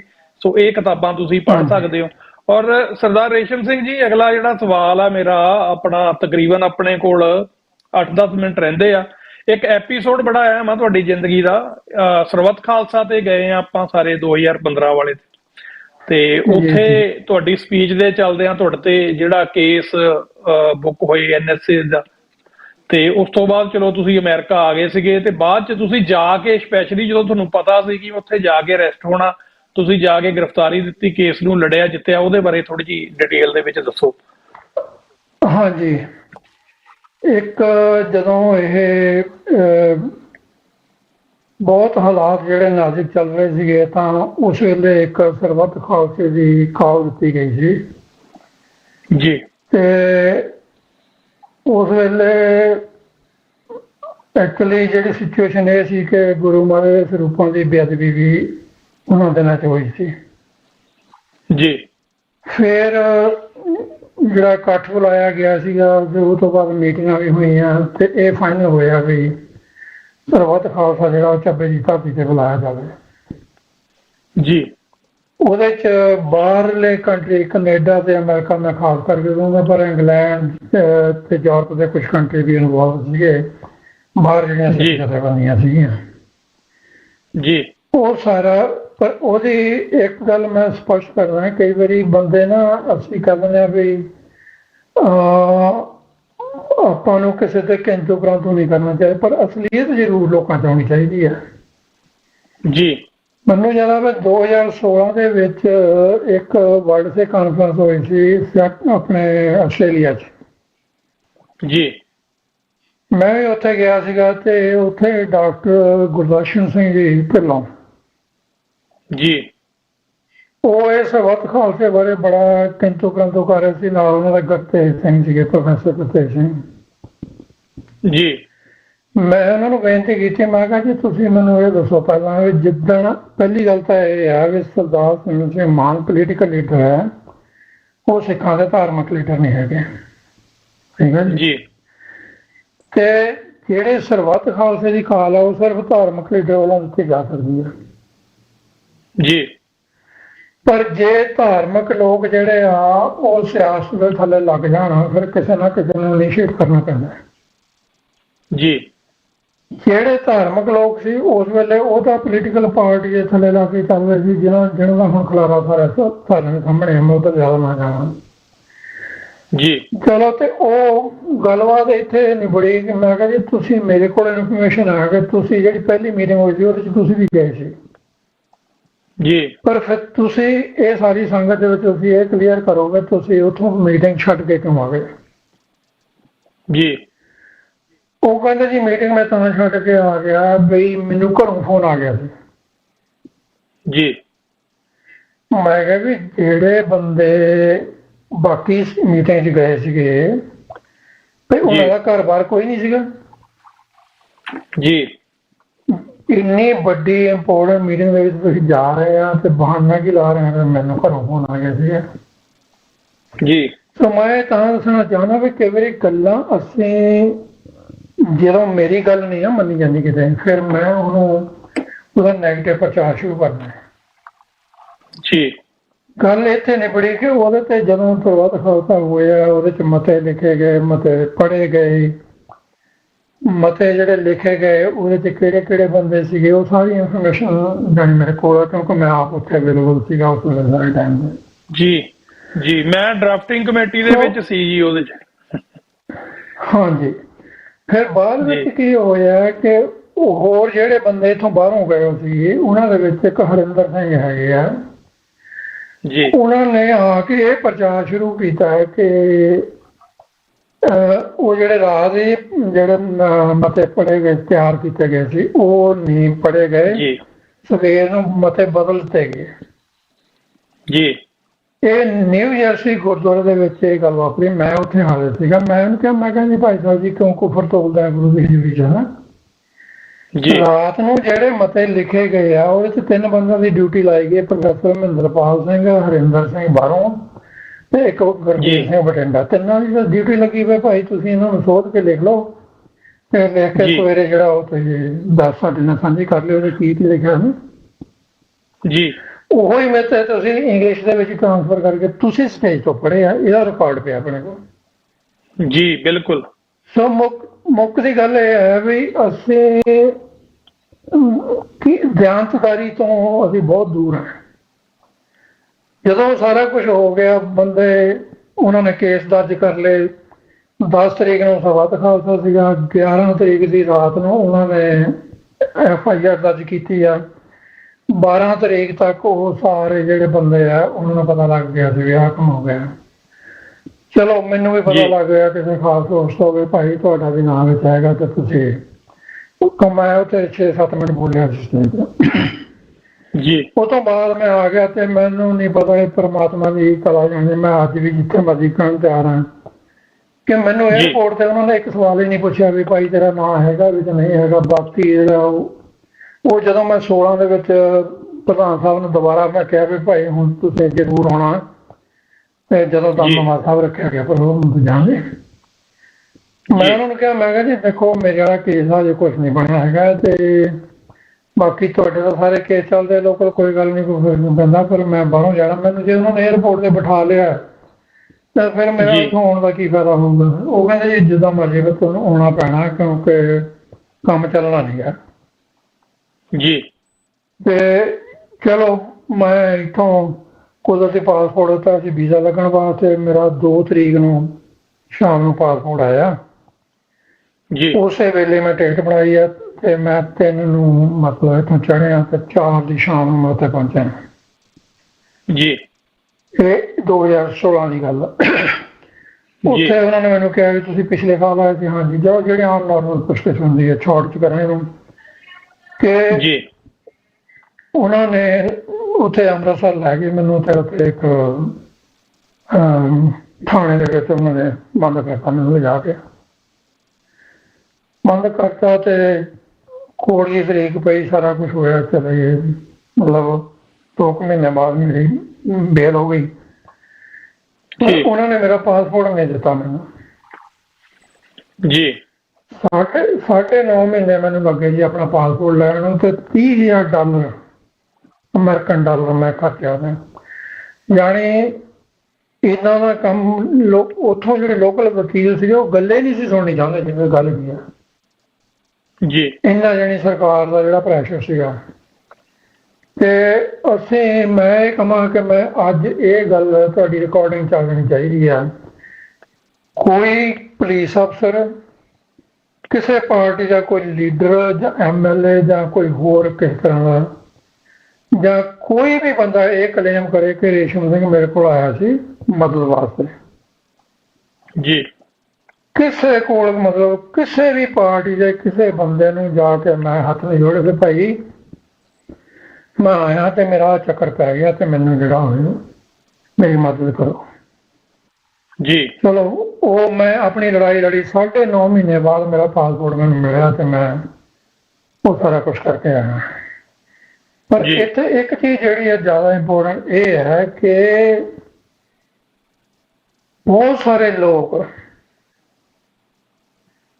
ਜਿਨ੍ਹਾਂ ਨੂੰ ਮੈਂ ਆਪਣੇ ਇਹ ਕਹਿ ਸਕਦਾ ਮੈਂ ਭਰਾਵਾਂ ਨਾਲੋਂ ਵੀ ਵੱਧ ਮਦਦ ਕੀਤੀ ਹੈ। ਜੀ ਉਹ ਬੰਦੇ ਜਿਹੜੇ ਆ ਅੱਜ ਮੈਂ ਪਹਿਲੀ ਵਾਰੀ ਇਹ ਗੱਲ ਕਹਿਣ ਲੱਗਾ ਪਬਲਿਕਲੀ ਵੀ 5 ਮਹੀਨੇ ਮਤਲਬ ਉਹ ਮੈਨੂੰ ਪੁੱਛਣ ਤੱਕ ਨਹੀਂ ਆਇਆ ਵੀ ਤੂੰ ਕਿੱਥੇ ਰਹਿਣਾ ਤੇ ਕੀ ਪ੍ਰੋਬਲਮ ਤੇਰੀ। ਜੀ ਸੋ ਇਹ ਚੀਜ਼ਾਂ ਹੁਣ ਬਹੁਤ ਵਾਰੀ ਇਹ ਗੱਲਾਂ ਮੈਂ ਉੱਥੇ ਲਿਆਉਣੀਆਂ ਚਾਹੁੰਦਾ ਕਿ ਭਾਈ ਆਮ ਇਹ ਇਸ਼ੂ ਹੁੰਦਾ ਹੈ। ਕੱਲ ਵੀ ਇੱਕ ਡਿਬੇਟ ਜੀ ਮੈਂ ਦੇਖ ਰਿਹਾ ਸੀ, ਉਹ ਦਿਖਾ ਰਹੇ ਸੀ ਜਿਹੜੀ ਇਲੈਕਸ਼ਨ ਹੋਈ ਹੈ ਲੁਧਿਆਣੇ ਦੀ, ਤੇ ਉਹਦੇ 'ਚ ਇੰਨੀਆਂ ਘੱਟ ਵੋਟਾਂ ਕਿਉਂ ਪਈਆਂ ਸ਼੍ਰੋਮਣੀ ਅਕਾਲੀ ਦਲ ਅੰਮ੍ਰਿਤਸਰ ਨੂੰ, ਹਨਾ ਜੀ। ਸੋ ਮੈਂ ਤੁਹਾਨੂੰ ਬੇਨਤੀ ਇਹ ਕਰਾਂ, ਕਿਸੇ ਵੇਲੇ ਕਿਉਂਕਿ ਇਹ ਕੌਮ ਦਾ ਇਸ਼ੂ ਹੈ ਜੀ, ਇਹ ਇੱਕ ਬੰਦੇ ਦਾ ਇਸ਼ੂ ਨਹੀਂ ਹੈਗਾ ਜੀ। ਭਈ ਜਦੋਂ ਐਡੀ ਵੱਡੀ ਪਾਰਟੀ ਜਿਹੜੀ ਆ ਇਲੈਕਸ਼ਨ 'ਚ ਜਾਂਦੀ ਆ ਤੇ ਉਹਨਾਂ ਨੂੰ 200 ਤੋਂ ਵੀ ਘੱਟ ਵੋਟਾਂ ਪੈਣ, ਜੀ ਕੀ ਉਹਦੇ ਨਾਲ ਕੌਮ ਜਿਹੜੀ ਉਹ ਡੀਮੋਰਲਾਈਜ਼ ਨਹੀਂ ਹੁੰਦੀ? ਜੀ। ਸੋ ਇਹ ਗੱਲ ਚਲੋ ਸਮਾਂ ਵੀ ਆਪਣਾ ਹੋ ਗਿਆ ਲਗਭਗ, ਤੇ ਮੈਂ ਇੰਨੀ ਬੇਨਤੀ ਕਰਨੀ ਚਾਹਣਾ ਕਿ ਭਾਈ ਚਾਹੇ ਜੋ ਮਰਜ਼ੀ ਹੈ ਤੁਹਾਡੇ ਵਿਚਾਰ ਆਪਸ ਵਿੱਚ ਜਿੰਨੇ ਮਰਜ਼ੀ ਖਾਂਦੇ ਹੋਣ, ਜਿੰਨਾ ਮਰਜ਼ੀ ਤੁਸੀਂ ਇੱਕ ਦੂਜੇ ਨੂੰ ਲਾਈਕ ਕਰਦੇ ਹੋਏ ਨਾ ਲਾਉਂਦੇ, ਜਦੋਂ ਅਸੀਂ ਸਾਂਝੀ ਲੜਾਈ ਲੜਦੇ ਹਾਂ ਤਾਂ ਸਾਨੂੰ ਬੰਦਿਆਂ ਦੇ ਨਾਲ ਖੜਨਾ ਚਾਹੀਦਾ, ਜ਼ਰੂਰੀ ਹੈ ਇਹ। ਪਰ ਮੈਂ ਆਪਣੀ ਜ਼ਿੰਦਗੀ 'ਚ 50 ਐਗਜ਼ਾਮਪਲ ਇੱਦਾਂ ਦੇ ਸਕਦਾ ਜਿਹੜੇ ਬੰਦਿਆਂ ਨੇ ਮੇਰਾ ਡਟ ਕੇ ਵਿਰੋਧ ਵੀ ਕੀਤਾ ਹੋਊਗਾ ਉਸ ਸੰਘਰਸ਼ ਦੇ ਟਾਈਮ ਤੇ, ਮੈਂ ਉਹਨਾਂ ਦੇ ਨਾਲ ਵੀ ਜਾ ਕੇ ਖੜਿਆ, ਉਹਨਾਂ ਦੇ ਔਖੇ ਟਾਈਮ ਦੇ ਵਿੱਚ ਵੀ ਜਾ ਕੇ ਉਹਨਾਂ ਤੋਂ ਅੱਗੇ ਹੋ ਕੇ ਖੜਿਆ ਤੇ ਭਾਈ ਇਹ ਲੜਾਈ ਅਸੀਂ ਸਾਂਝੀ ਲੜਾਂਗੇ।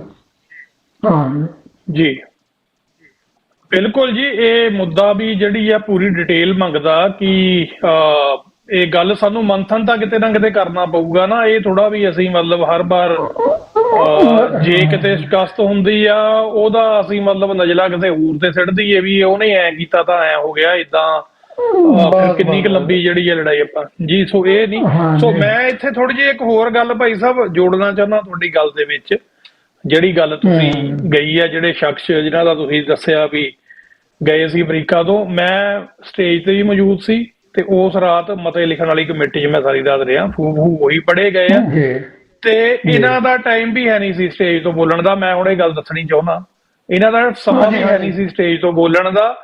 ਇਹਨਾਂ ਨੂੰ ਸਪੈਸ਼ਲ ਉੱਥੇ ਇਨਸਿਸਟ ਕਰਕੇ ਬੁਲਾਇਆ ਗਿਆ ਵੀ ਨਹੀਂ ਬਾਹਰਲੇ ਸਿੱਖਾਂ ਨੂੰ ਪੰਜਾਬੀ ਨਹੀਂ ਆਉਂਦੀ, ਇਹ ਅੰਗਰੇਜ਼ੀ 'ਚ ਮਤੇ ਪੜ੍ਹਨਗੇ, ਤੇ ਇਹਨਾਂ ਨੇ ਉਹੀ ਮਤੇ ਅੰਗਰੇਜ਼ੀ 'ਚ ਪੜ੍ਹੇ ਨੇ। ਹੁਣ ਬਾਹਰ ਆ ਕੇ ਕਿਵੇਂ ਬਦਲ ਗਏ ਹੁਣ ਸਾਨੂੰ ਨਹੀਂ ਪਤਾ, ਇਹ ਤਾਂ ਇਹ ਆਪ ਦੱਸ ਸਕਦੇ ਆ ਵੀ ਤੁਸੀਂ ਕਿਉਂ ਜਿਹੜਾ ਇੰਨੀ ਮੁਸੀਬਤ ਦੇ ਵਿੱਚੋਂ ਜਿਹੜਾ ਉਹ ਜਿੰਨਾ ਕੁਝ ਨਿਕਲਿਆ। ਦੇਖੋ ਕੋਈ ਕੁਛ ਕਹੀ ਜਾਵੇ ਕਿ ਆਹ ਨਹੀਂ ਹੋਇਆ ਜਾਂ ਉਹ ਨਹੀਂ ਹੋਇਆ, ਉਹਨਾਂ ਹਾਲਾਤਾਂ ਦੇ ਵਿੱਚ ਸਰਬੱਤ ਖਾਲਸਾ ਕਰਨਾ, 7 ਲੱਖ ਜਿਹੜੀ ਆ ਉੱਥੇ ਸੰਗਤ ਇਕੱਠੀ ਹੋਣੀ, ਉਸ ਤੋਂ ਬਾਅਦ ਭਾਈ ਆਪਣਾ ਜਥੇਦਾਰ ਜਗਤਾਰ ਸਿੰਘ ਹਵਾਰਾ ਉਹਨਾਂ ਨੂੰ ਸਿੰਘ ਸਾਹਿਬ ਜਿਹੜਾ ਚੁਣਿਆ ਗਿਆ, ਦੂਜੇ ਜਥੇਦਾਰ ਖਾਰਿਜ ਕੀਤੇ ਗਏ। ਉਹ ਵੇਲੇ ਉਹ ਸਾਰਾ ਕੁਝ ਹੋਇਆ ਜੋ ਉੱਥੇ ਕੀਤਾ ਗਿਆ। ਠੀਕ ਆ, ਸਾਰਾ 100% ਤੁਸੀਂ ਰਿਜ਼ਲਟ ਨਹੀਂ ਕੱਢ ਸਕਦੇ ਹੁੰਦੇ ਅੱਜ ਦੇ ਹਾਲਾਤਾਂ ਦੇ ਵਿੱਚ, ਪਰ ਜਿਹੜੀ ਸਭ ਤੋਂ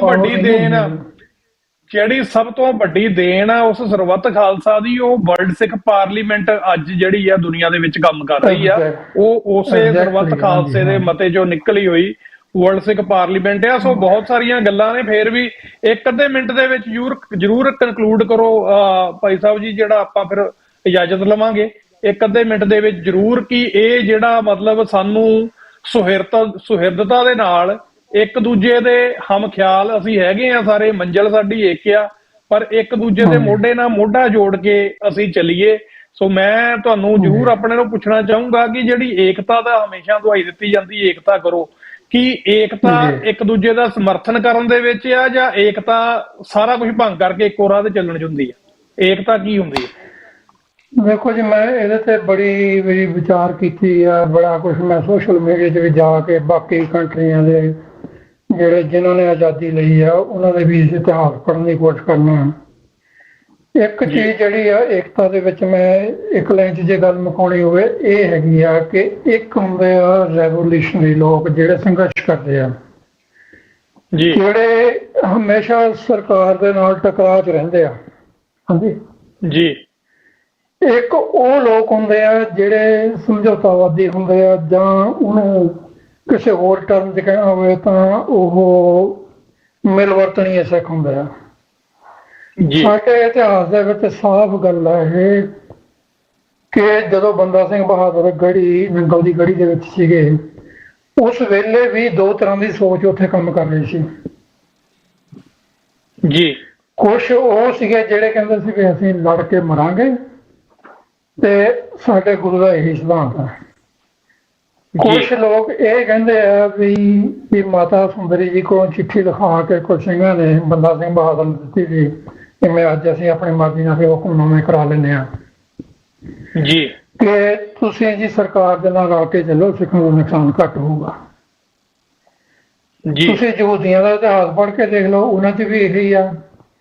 ਜਿਹੜੀਆਂ ਕੌਮਾਂ ਨੇ ਵੀ ਆਜ਼ਾਦੀ ਪ੍ਰਾਪਤ ਕੀਤੀ ਹੈ ਪਿਛਲੇ 100 200 300 ਸਾਲ 'ਚ, ਉਹਨਾਂ ਸਾਰਿਆਂ ਦਾ ਇਤਿਹਾਸ ਇਹ ਆ ਵੀ ਦੋ ਤਰ੍ਹਾਂ ਦੀ ਸੋਚ ਪੈਰਲਲ ਜਿਹੜੀ ਕੰਮ ਕਰਦੀ ਆ। ਤੇ ਉਹ ਸਾਰੇ ਤੋਂ ਮੈਂ ਇਸ ਨਤੀਜੇ ਤੇ ਪਹੁੰਚਿਆ ਵੀ ਭਾਈ ਦੇਖੋ, ਹਰ ਇੱਕ ਨੂੰ ਆਪਣੇ ਤਰੀਕੇ ਨਾਲ ਕੰਮ ਕਰਨ ਦਿਓ, ਇੱਕ ਦੂਜੇ ਦਾ ਰਸਤਾ ਨਾ ਕੱਟੋ, ਪਰ ਜਿਹੜੀ ਹੈ ਵੀ ਸਾਰਿਆਂ ਨੇ ਇਕੱਠੇ ਹੋ ਕੇ ਚਲੋ। ਨਾ ਇਹ ਅੱਜ ਪੋਸੀਬਲ ਹੈ ਤੇ ਨਾ ਇਹ ਕੱਲ ਪੋਸੀਬਲ ਹੋਣਾ। ਇਹ ਮਨ ਬਣਾ ਲਓ ਕਿ ਜਿਵੇਂ ਅਸੀਂ ਮਿਸਲਾਂ ਦੀ ਐਗਜ਼ਾਮਪਲ ਦਿੰਦੇ ਹਾਂ ਵੀ ਭਾਈ ਜਦੋਂ ਔਖੇ ਟਾਈਮ ਤੇ ਜਦੋਂ ਕੌਮ ਦੇ ਉੱਤੇ ਭੀੜ ਬਣਦੀ ਸੀ ਤਾਂ ਉਹ ਗੁਰੂ ਸਿਧਾਂਤ ਮੁਤਾਬਕ ਸਾਰੇ ਇਕੱਠੇ ਹੁੰਦੇ ਸੀ। ਤੁਸੀਂ ਇੰਨੀ ਗੱਲ ਮੰਨ ਕੇ ਚੱਲੋ ਵੀ ਭਾਈ ਕੌਮ ਦੀ ਹੋਂਦ ਦੀ ਲੜਾਈ ਲੜ ਰਹੇ ਹਾਂ ਤੇ ਇਹ ਲੜਾਈ ਜਿਹੜੀ ਆ ਸਾਰਿਆਂ ਲਈ ਜਿੱਤਣੀ ਓਨੀ ਹੀ ਜ਼ਰੂਰੀ ਆ ਜਿੰਨੇ ਸੰਘਰਸ਼ਵਾਦੀਆਂ ਲਈ ਜਾਂ ਮਿਲਵਰਤਨੀਆਂ ਲਈ ਸਾਰਿਆਂ ਲਈ ਜ਼ਰੂਰੀ ਆ। ਸੋ ਇੰਨੀ ਕੁ ਮੈਂ ਸਾਰੀ ਆਪਣੀ ਕੌਮ ਨੂੰ, ਖਾਸ ਕਰ ਨੌਜਵਾਨ ਬੱਚਿਆਂ ਨੂੰ, ਵੀ ਭਾਈ ਕੌਣ ਕੀ ਕਹਿੰਦਾ, ਕਿਹਨੂੰ ਕਿੱਥੇ ਹੋ ਗਿਆ, ਕੌਣ ਕਿਹਦੇ ਨਾਲ ਰਲ ਗਿਆ, ਇਹ ਸਾਰਾ ਕੁਝ ਛੱਡ ਕੇ ਇਕੱਠੇ ਨਹੀਂ ਹੁੰਦੇ। ਆਪਾਂ ਨੂੰ ਇਕੱਠੇ ਕਰਨ ਦੀ ਲੋੜ ਨਹੀਂ ਹੈ ਸਾਰਿਆਂ ਨੂੰ। ਪਰ ਸਿਰਫ ਇਹ ਬੇਨਤੀ ਕਰੋ ਵੀ ਜਿੱਥੇ ਕੋਈ ਹੈਗਾ ਉਹਦੀ ਨਿਗਰਾਨੀ ਇਹ ਰੱਖੋ ਵੀ ਉਹ ਵਾਕਿਆ ਹੀ ਕੌਮ ਦੀ ਗੱਲ ਕਰਦਾ, ਉਹ ਕੌਮ ਲਈ ਸੰਘਰਸ਼ ਲੜਦਾ।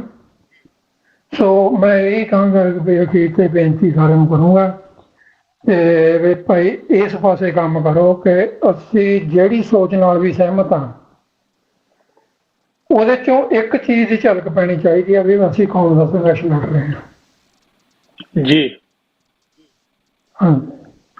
ਸੋ ਬਹੁਤ ਬਹੁਤ ਧੰਨਵਾਦ ਸਰਦਾਰ ਰੇਸ਼ਮ ਸਿੰਘ ਜੀ। ਤੁਹਾਡੇ ਨਾਲ ਹੋਰ ਵੀ ਆਪਾਂ ਗੱਲ ਫਿਊਚਰ ਦੇ ਵਿੱਚ ਵੀ ਕਰਦੇ ਰਹਾਂਗੇ, ਕਿਉਂਕਿ ਖਜ਼ਾਨਾ ਨੌਲੇਜ ਦਾ ਤੁਹਾਡੇ ਕੋਲ ਫਸਟ ਹੈਂਡ ਨੌਲੇਜ ਆ। ਤੁਸੀਂ ਆਪ ਵਿਚਰੇ ਆ ਇਸ ਸਾਰੇ ਕਾਸੇ ਦੇ ਵਿੱਚ, ਤੁਸੀਂ ਇਹ ਗੱਲਾਂ ਸੁਣ ਕੇ ਜਾਂ ਕਿਤੇ ਪੜ੍ਹ ਕੇ ਨਹੀਂ ਦੱਸ ਰਹੇ। ਤੁਸੀਂ ਇਸ ਸਾਰੇ ਸਫ਼ਰ ਨੂੰ ਜਿਹੜਾ ਉਹ ਤੁਸੀਂ ਇਹਦੇ ਉੱਤੇ ਚੱਲੇ ਹੋ, ਆਪਣੇ ਹੱਡੀ ਹੰਡਾਇਆ। ਬਹੁਤ ਸਾਰੇ ਮੈਸੇजेस ਨੇ ਤੇ ਅੱਜ ਮੈਂ ਮਾਫੀ ਚਾਹੁੰਦਾ ਜੀ ਕਿ ਇੰਨਾ ਹੀ ਜਿਹੜੇ ਆ ਅਸੀਂ ਮੈਸੇਜ ਪੜ੍ਹ ਸਕਦੇ ਹਾਂ ਅੱਜ। ਤੇ ਜਿਨ੍ਹਾਂ ਵੀ ਵੀਰਾਂ ਨੇ ਪ੍ਰੋਗਰਾਮ ਨੂੰ ਸ਼ੇਅਰ ਕੀਤਾ, ਲਾਈਕ ਕੀਤਾ, ਤੁਹਾਡਾ ਬਹੁਤ ਬਹੁਤ ਧੰਨਵਾਦ। ਅੱਗੇ ਵੀ ਜਦੋਂ ਇਹ ਅਪਲੋਡ ਹੋ ਜਾਵੇ ਤਾਂ ਇਹਨੂੰ ਸ਼ੇਅਰ ਕਰਿਓ। ਤੇ ਜਿਹੜੇ ਵੀਰ ਬਾਅਦ ਚ ਜੁੜੇ ਨੇ ਉਹਨਾਂ ਲਈ ਵੀ ਮੈਂ ਦੱਸ ਦਿਆਂ ਕਿ ਇਹ ਪ੍ਰੋਗਰਾਮ ਜਿਹੜਾ YouTube ਤੇ ਹੂ ਜਿਹੜਾ ਇਹ ਅਪਲੋਡ ਹੋ ਜਾਣਾ ਥੋੜੀ ਦੇਰ ਦੇ ਵਿੱਚ, ਤੇ ਤੁਸੀਂ ਉਹ ਤੋਂ ਵੀ ਪੂਰਾ ਪ੍ਰੋਗਰਾਮ ਸੁਣ ਸਕਦੇ ਹੋ। ਔਰ ਸਾਡੇ ਨਾਲ ਜੁੜਿਆ ਵੀ ਜ਼ਰੂਰ ਕਰੋ। ਔਰ ਮੈਂ ਥੋੜ੍ਹੀਆਂ ਜਿਹੀਆਂ ਕਾਲਾਂ ਤੇ ਜ਼ੋਰ ਜ਼ਿਆਦਾ ਇਸ ਲਈ ਨਹੀਂ ਪਾ ਰਿਹਾ ਵੀ ਸਾਡੇ ਕੋਲ ਇੱਕ ਥੋੜਾ ਜਿਹਾ ਇੱਕ ਸਿਸਟਮ ਹੈਗਾ, ਉਹ ਅਸੀਂ ਆਉਣ ਵਾਲੇ ਸੋਮਵਾਰ ਤੱਕ ਉਹਨੂੰ ਸੋਲਵ ਕਰ ਲਾਂਗੇ ਕਿ ਤੁਹਾਡੀ ਕਾਲ ਜੇ ਹੋਲਡ ਤੇ ਵੀ ਹੋਈ, ਕਿਉਂਕਿ ਕਈ ਵਾਰ ਕਾਲਾਂ ਆਉਂਦੀਆਂ ਆ ਤੇ ਉਹ ਫਿਰ ਜੇ ਮੈਂ ਉਹਨਾਂ ਨੂੰ ਹੋਲਡ ਤੇ ਕਰਦਾ ਜਾਂ ਇਧਰੋਂ ਮੈਂ ਉਹਨਾਂ ਨੂੰ ਪੌਜ਼ ਕਰਦਾ, ਫਿਰ ਉਹਨਾਂ ਨੂੰ ਸੁਣਨਾ ਜਿਹੜਾ ਉਹ ਸੁਣਦਾ ਨਹੀਂ ਪ੍ਰੋਗਰਾਮ, ਫਿਰ ਉਹ ਗੱਲ ਤੋਂ ਅਨਟੱਚ ਹੋ ਜਾਂਦੇ ਨੇ। ਸੋ ਉਹ ਜਿਹੜਾ ਸਿਸਟਮ ਅਸੀਂ ਮਿਕਸਰ ਲਾ ਰਹੇ ਹਾਂ ਤੇ ਉਹਦੇ ਨਾਲ ਜਦੋਂ ਅਸੀਂ ਤੁਹਾਨੂੰ ਪੌਜ਼ ਤੇ ਕਰਿਆ ਕਰਾਂਗੇ ਜਾਂ ਹੋਲਡ ਤੇ ਕਰਿਆ ਕਰਾਂਗੇ ਤਾਂ ਤੁਹਾਨੂੰ ਗੱਲਬਾਤ ਆ ਜਿਹੜੀ ਨਾਲ ਦੀ ਨਾਲ ਉਹ ਸੁਣਦੀ ਰਹੇਗੀ। ਸੋ ਇਹ ਥੋੜੀਆਂ ਇੰਪਰੂਵਮੈਂਟ, ਕਿਉਂਕਿ ਇਹ ਲਾਈਵ ਵਾਲਾ ਪ੍ਰੋਗਰਾਮ ਸਾਡਾ ਪਹਿਲਾ ਹੀ ਆ TV 84 ਤੇ। ਵੈਸੇ ਸਾਡੇ ਲਾਈਵ ਪ੍ਰੋਗਰਾਮ ਚੱਲਦੇ ਨੇ। ਡਾਕਟਰ ਅਮਰਜੀਤ ਸਿੰਘ ਜੀ ਰੋਜ਼ ਜਿਹੜਾ ਸੋਮਵਾਰ ਤੋਂ ਸ਼ੁੱਕਰਵਾਰ ਤੱਕ ਸ਼ਾਮ ਨੂੰ 7:30 ਤੋਂ ਤਕਰੀਬਨ 9:30 ਤੱਕ ਉਹ ਲਾਈਵ ਹੀ ਪ੍ਰੋਗਰਾਮ ਸਾਡਾ ਚੱਲਦਾ। ਉਸ ਤੋਂ ਇਲਾਵਾ ਸਾਡੇ ਪੰਜਾਬ ਤੋਂ ਪ੍ਰੋਗਰਾਮ ਇੱਕ ਦੋ ਚੱਲਦੇ ਆ। ਸੋ ਇਹ ਜਿਹੜਾ ਟਾਕ ਸ਼ੋਅ ਵਾਲਾ ਆ ਇਹ ਅਸੀਂ ਟ੍ਰਾਇਲ ਬੇਸ ਤੇ ਸ਼ੁਰੂ ਕੀਤਾ ਆ, ਔਰ ਮੇਰਾ ਸਾਥ ਦਿਓ ਤਾਂ ਕਿ ਅਸੀਂ ਇਹਨੂੰ ਪ੍ਰੋਗਰਾਮ ਨੂੰ ਹੋਰ ਅੱਗੇ ਵਧਾ ਸਕੀਏ, ਕਿਉਂਕਿ ਅਸੀਂ ਚਾਹੁੰਦੇ ਹਾਂ ਕਿ ਇਨਪੁੱਟ ਵੀ ਆਵੇ। ਜੋ ਕੁਝ ਵੀ ਅਸੀਂ ਕਰਦੇ ਹਾਂ, ਜੋ ਕੁਝ ਕੌਮੀ ਸੰਘਰਸ਼ ਦੀਆਂ ਗੱਲਾਂ ਤੇ ਜਿਹੜੇ ਸਾਡੇ ਆਮ ਘਰਾਂ 'ਚ ਬੈਠੇ ਸਿੱਖ ਨੇ ਜਾਂ ਕੰਮਾਂ ਕਾਰਾਂ ਤੇ ਬੈਠੇ ਸਿੱਖ ਨੇ ਉਹਦੇ ਬਾਰੇ ਕੀ ਸੋਚਦੇ ਨੇ ਤੇ ਕੀ ਉਹ ਹੈਲਪ ਕਰ ਸਕਦੇ ਨੇ ਜਾਂ ਕਿਵੇਂ ਸਾਨੂੰ ਹੋਰ ਸੁਝਾਅ ਦੇ ਸਕਦੇ ਆ ਕਿ ਤੁਸੀਂ ਇਸ ਤਰ੍ਹਾਂ ਲਹਿਰ ਨੂੰ ਚਲਾਓ। ਇਹ ਸਾਂਝੀ ਲਹਿਰ ਆ, ਇਸ ਲਈ ਅਸੀਂ ਜਿਹੜਾ ਉਡੀਕ ਵੀ ਕਰਦੇ ਹਾਂ ਤੁਹਾਡੇ ਸੁਝਾਵਾਂ ਦੀ ਵੀ।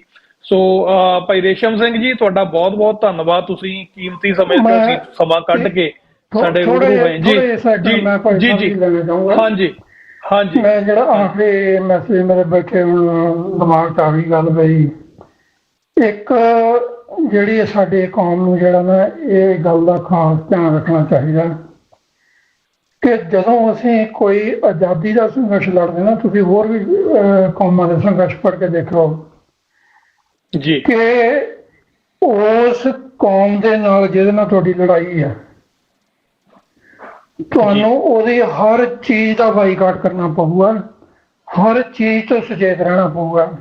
ਚਾਹੇ ਉਹਨਾਂ ਦੇ ਪਹਿਰਾਵੇ ਦੀ ਗੱਲ ਹੋਵੇ, ਚਾਹੇ ਬੋਲੀ ਦੀ ਗੱਲ ਹੋਵੇ, ਚਾਹੇ ਖਾਣ ਪੀਣ ਜੀ। ਦੀ ਗੱਲ ਹੋਵੇ, ਰਹਿਣ ਸਹਿਣ ਦੀ ਗੱਲ ਹੋਵੇ, ਜ਼ਿੰਦਗੀ ਦੇ ਸਟਾਈਲ ਦੀ ਗੱਲ ਹੋਵੇ, ਜਦੋਂ ਤੱਕ ਡੇ ਟੂ ਡੇ ਜਿਹੜਾ ਤੁਹਾਡੀ ਲਾਈਫ ਸਟਾਈਲ ਹੈਗਾ, ਜੇ ਉਹਦੇ 'ਚ ਚੇਂਜ ਨਹੀਂ ਆਉਂਦੀ ਤਾਂ ਫਿਰ ਜੀ। ਉਹ ਜਿਹੜੀ ਗੱਲ ਆਮ ਸਾਡੇ ਵਿਦਵਾਨ ਕਹਿੰਦੇ ਆ ਵੀ ਉਹ ਜਾਂ ਤੁਹਾਨੂੰ ਐਲੀਮੀਨੇਟ ਕਰਨਗੇ ਜਾਂ ਸਿਮੂਲੇਟ ਕਰਨਗੇ।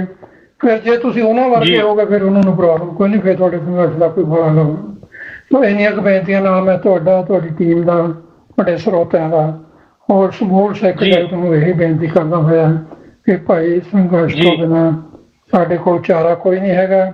ਜੇ ਸਾਡੇ ਕੋਲ ਆਪਣਾ ਦੇਸ਼ ਨਹੀਂ ਹੈਗਾ ਤਾਂ ਸਾਡੀ ਹੋਂਦ ਨਹੀਂ ਬਚਦੀ। ਸੋ ਇਸ ਕਰਕੇ ਆਓ ਸਾਰੇ ਜਣੇ ਰਲ ਕੇ ਆਪਣੇ ਕੌਮੀ ਸੰਘਰਸ਼ ਦੇ ਵਿੱਚ ਬਣਦਾ ਯੋਗਦਾਨ ਪਾਈਏ। ਇੱਕ ਵਾਰ ਫਿਰ ਅਖੀਰ ਤੇ ਜਾ ਕੇ ਆਪਾਂ ਇੱਕ ਖਾਲਿਸਤਾਨੀ ਕੌਮੀ ਨਾਰਾ ਜਿਹੜਾ ਹੈ ਉਹ ਜ਼ਰੂਰ ਬੁਲੰਦ ਕਰੀਏ। ਖਾਲਿਸਤਾਨ ਜਿੰਦਾਬਾਦ। ਆਨ ਜ਼ਿੰਦਾਬਾਦ। ਵਾਹਿਗੁਰੂ ਜੀ ਸੋ ਕਾ ਬਹੁਤ ਬਹੁਤ ਖਾਲਸਾ। ਧੰਨਵਾਦ ਜੀ। ਖਾਲਸਾ ਵਾਹਿਗੁਰੂ ਜੀ ਕੀ ਫਤਿਹ। ਸੋ ਕੱਲ ਨੂੰ ਆਪਾਂ ਇਸੇ ਵਕਤ ਨਵੇਂ ਮਹਿਮਾਨ ਦੇ ਨਾਲ ਫੇਰ ਮੁਲਾਕਾਤ ਕਰਾਂਗੇ ਜੀ। ਸੋ ਉਦੋਂ ਤੱਕ ਲਈ ਦਿਓ ਇਜਾਜ਼ਤ, ਤੇ ਮੈਂ ਮਾਫੀ ਚਾਹੁੰਦਾ ਜਿਨ੍ਹਾਂ ਦੇ ਮੈਸੇजेस ਨਹੀਂ ਪੜ੍ਹ ਹੋਏ। ਆਪਾਂ ਕੋਸ਼ਿਸ਼ ਕਰਾਂਗੇ ਤੇ ਆਉਣ ਵਾਲੇ ਸਮੇਂ ਦੇ ਵਿੱਚ ਮੈਸੇजेस ਨੂੰ ਵੀ ਤਵੱਜੋ ਦਿਆ ਕਰੀਏ। ਸੋ ਵਾਹਿਗੁਰੂ ਜੀ ਕਾ ਖਾਲਸਾ, ਵਾਹਿਗੁਰੂ ਜੀ ਕੀ ਫਤਿਹ। ਵਾਹਿਗੁਰੂ ਜੀ ਕੀ ਫਤਿਹ।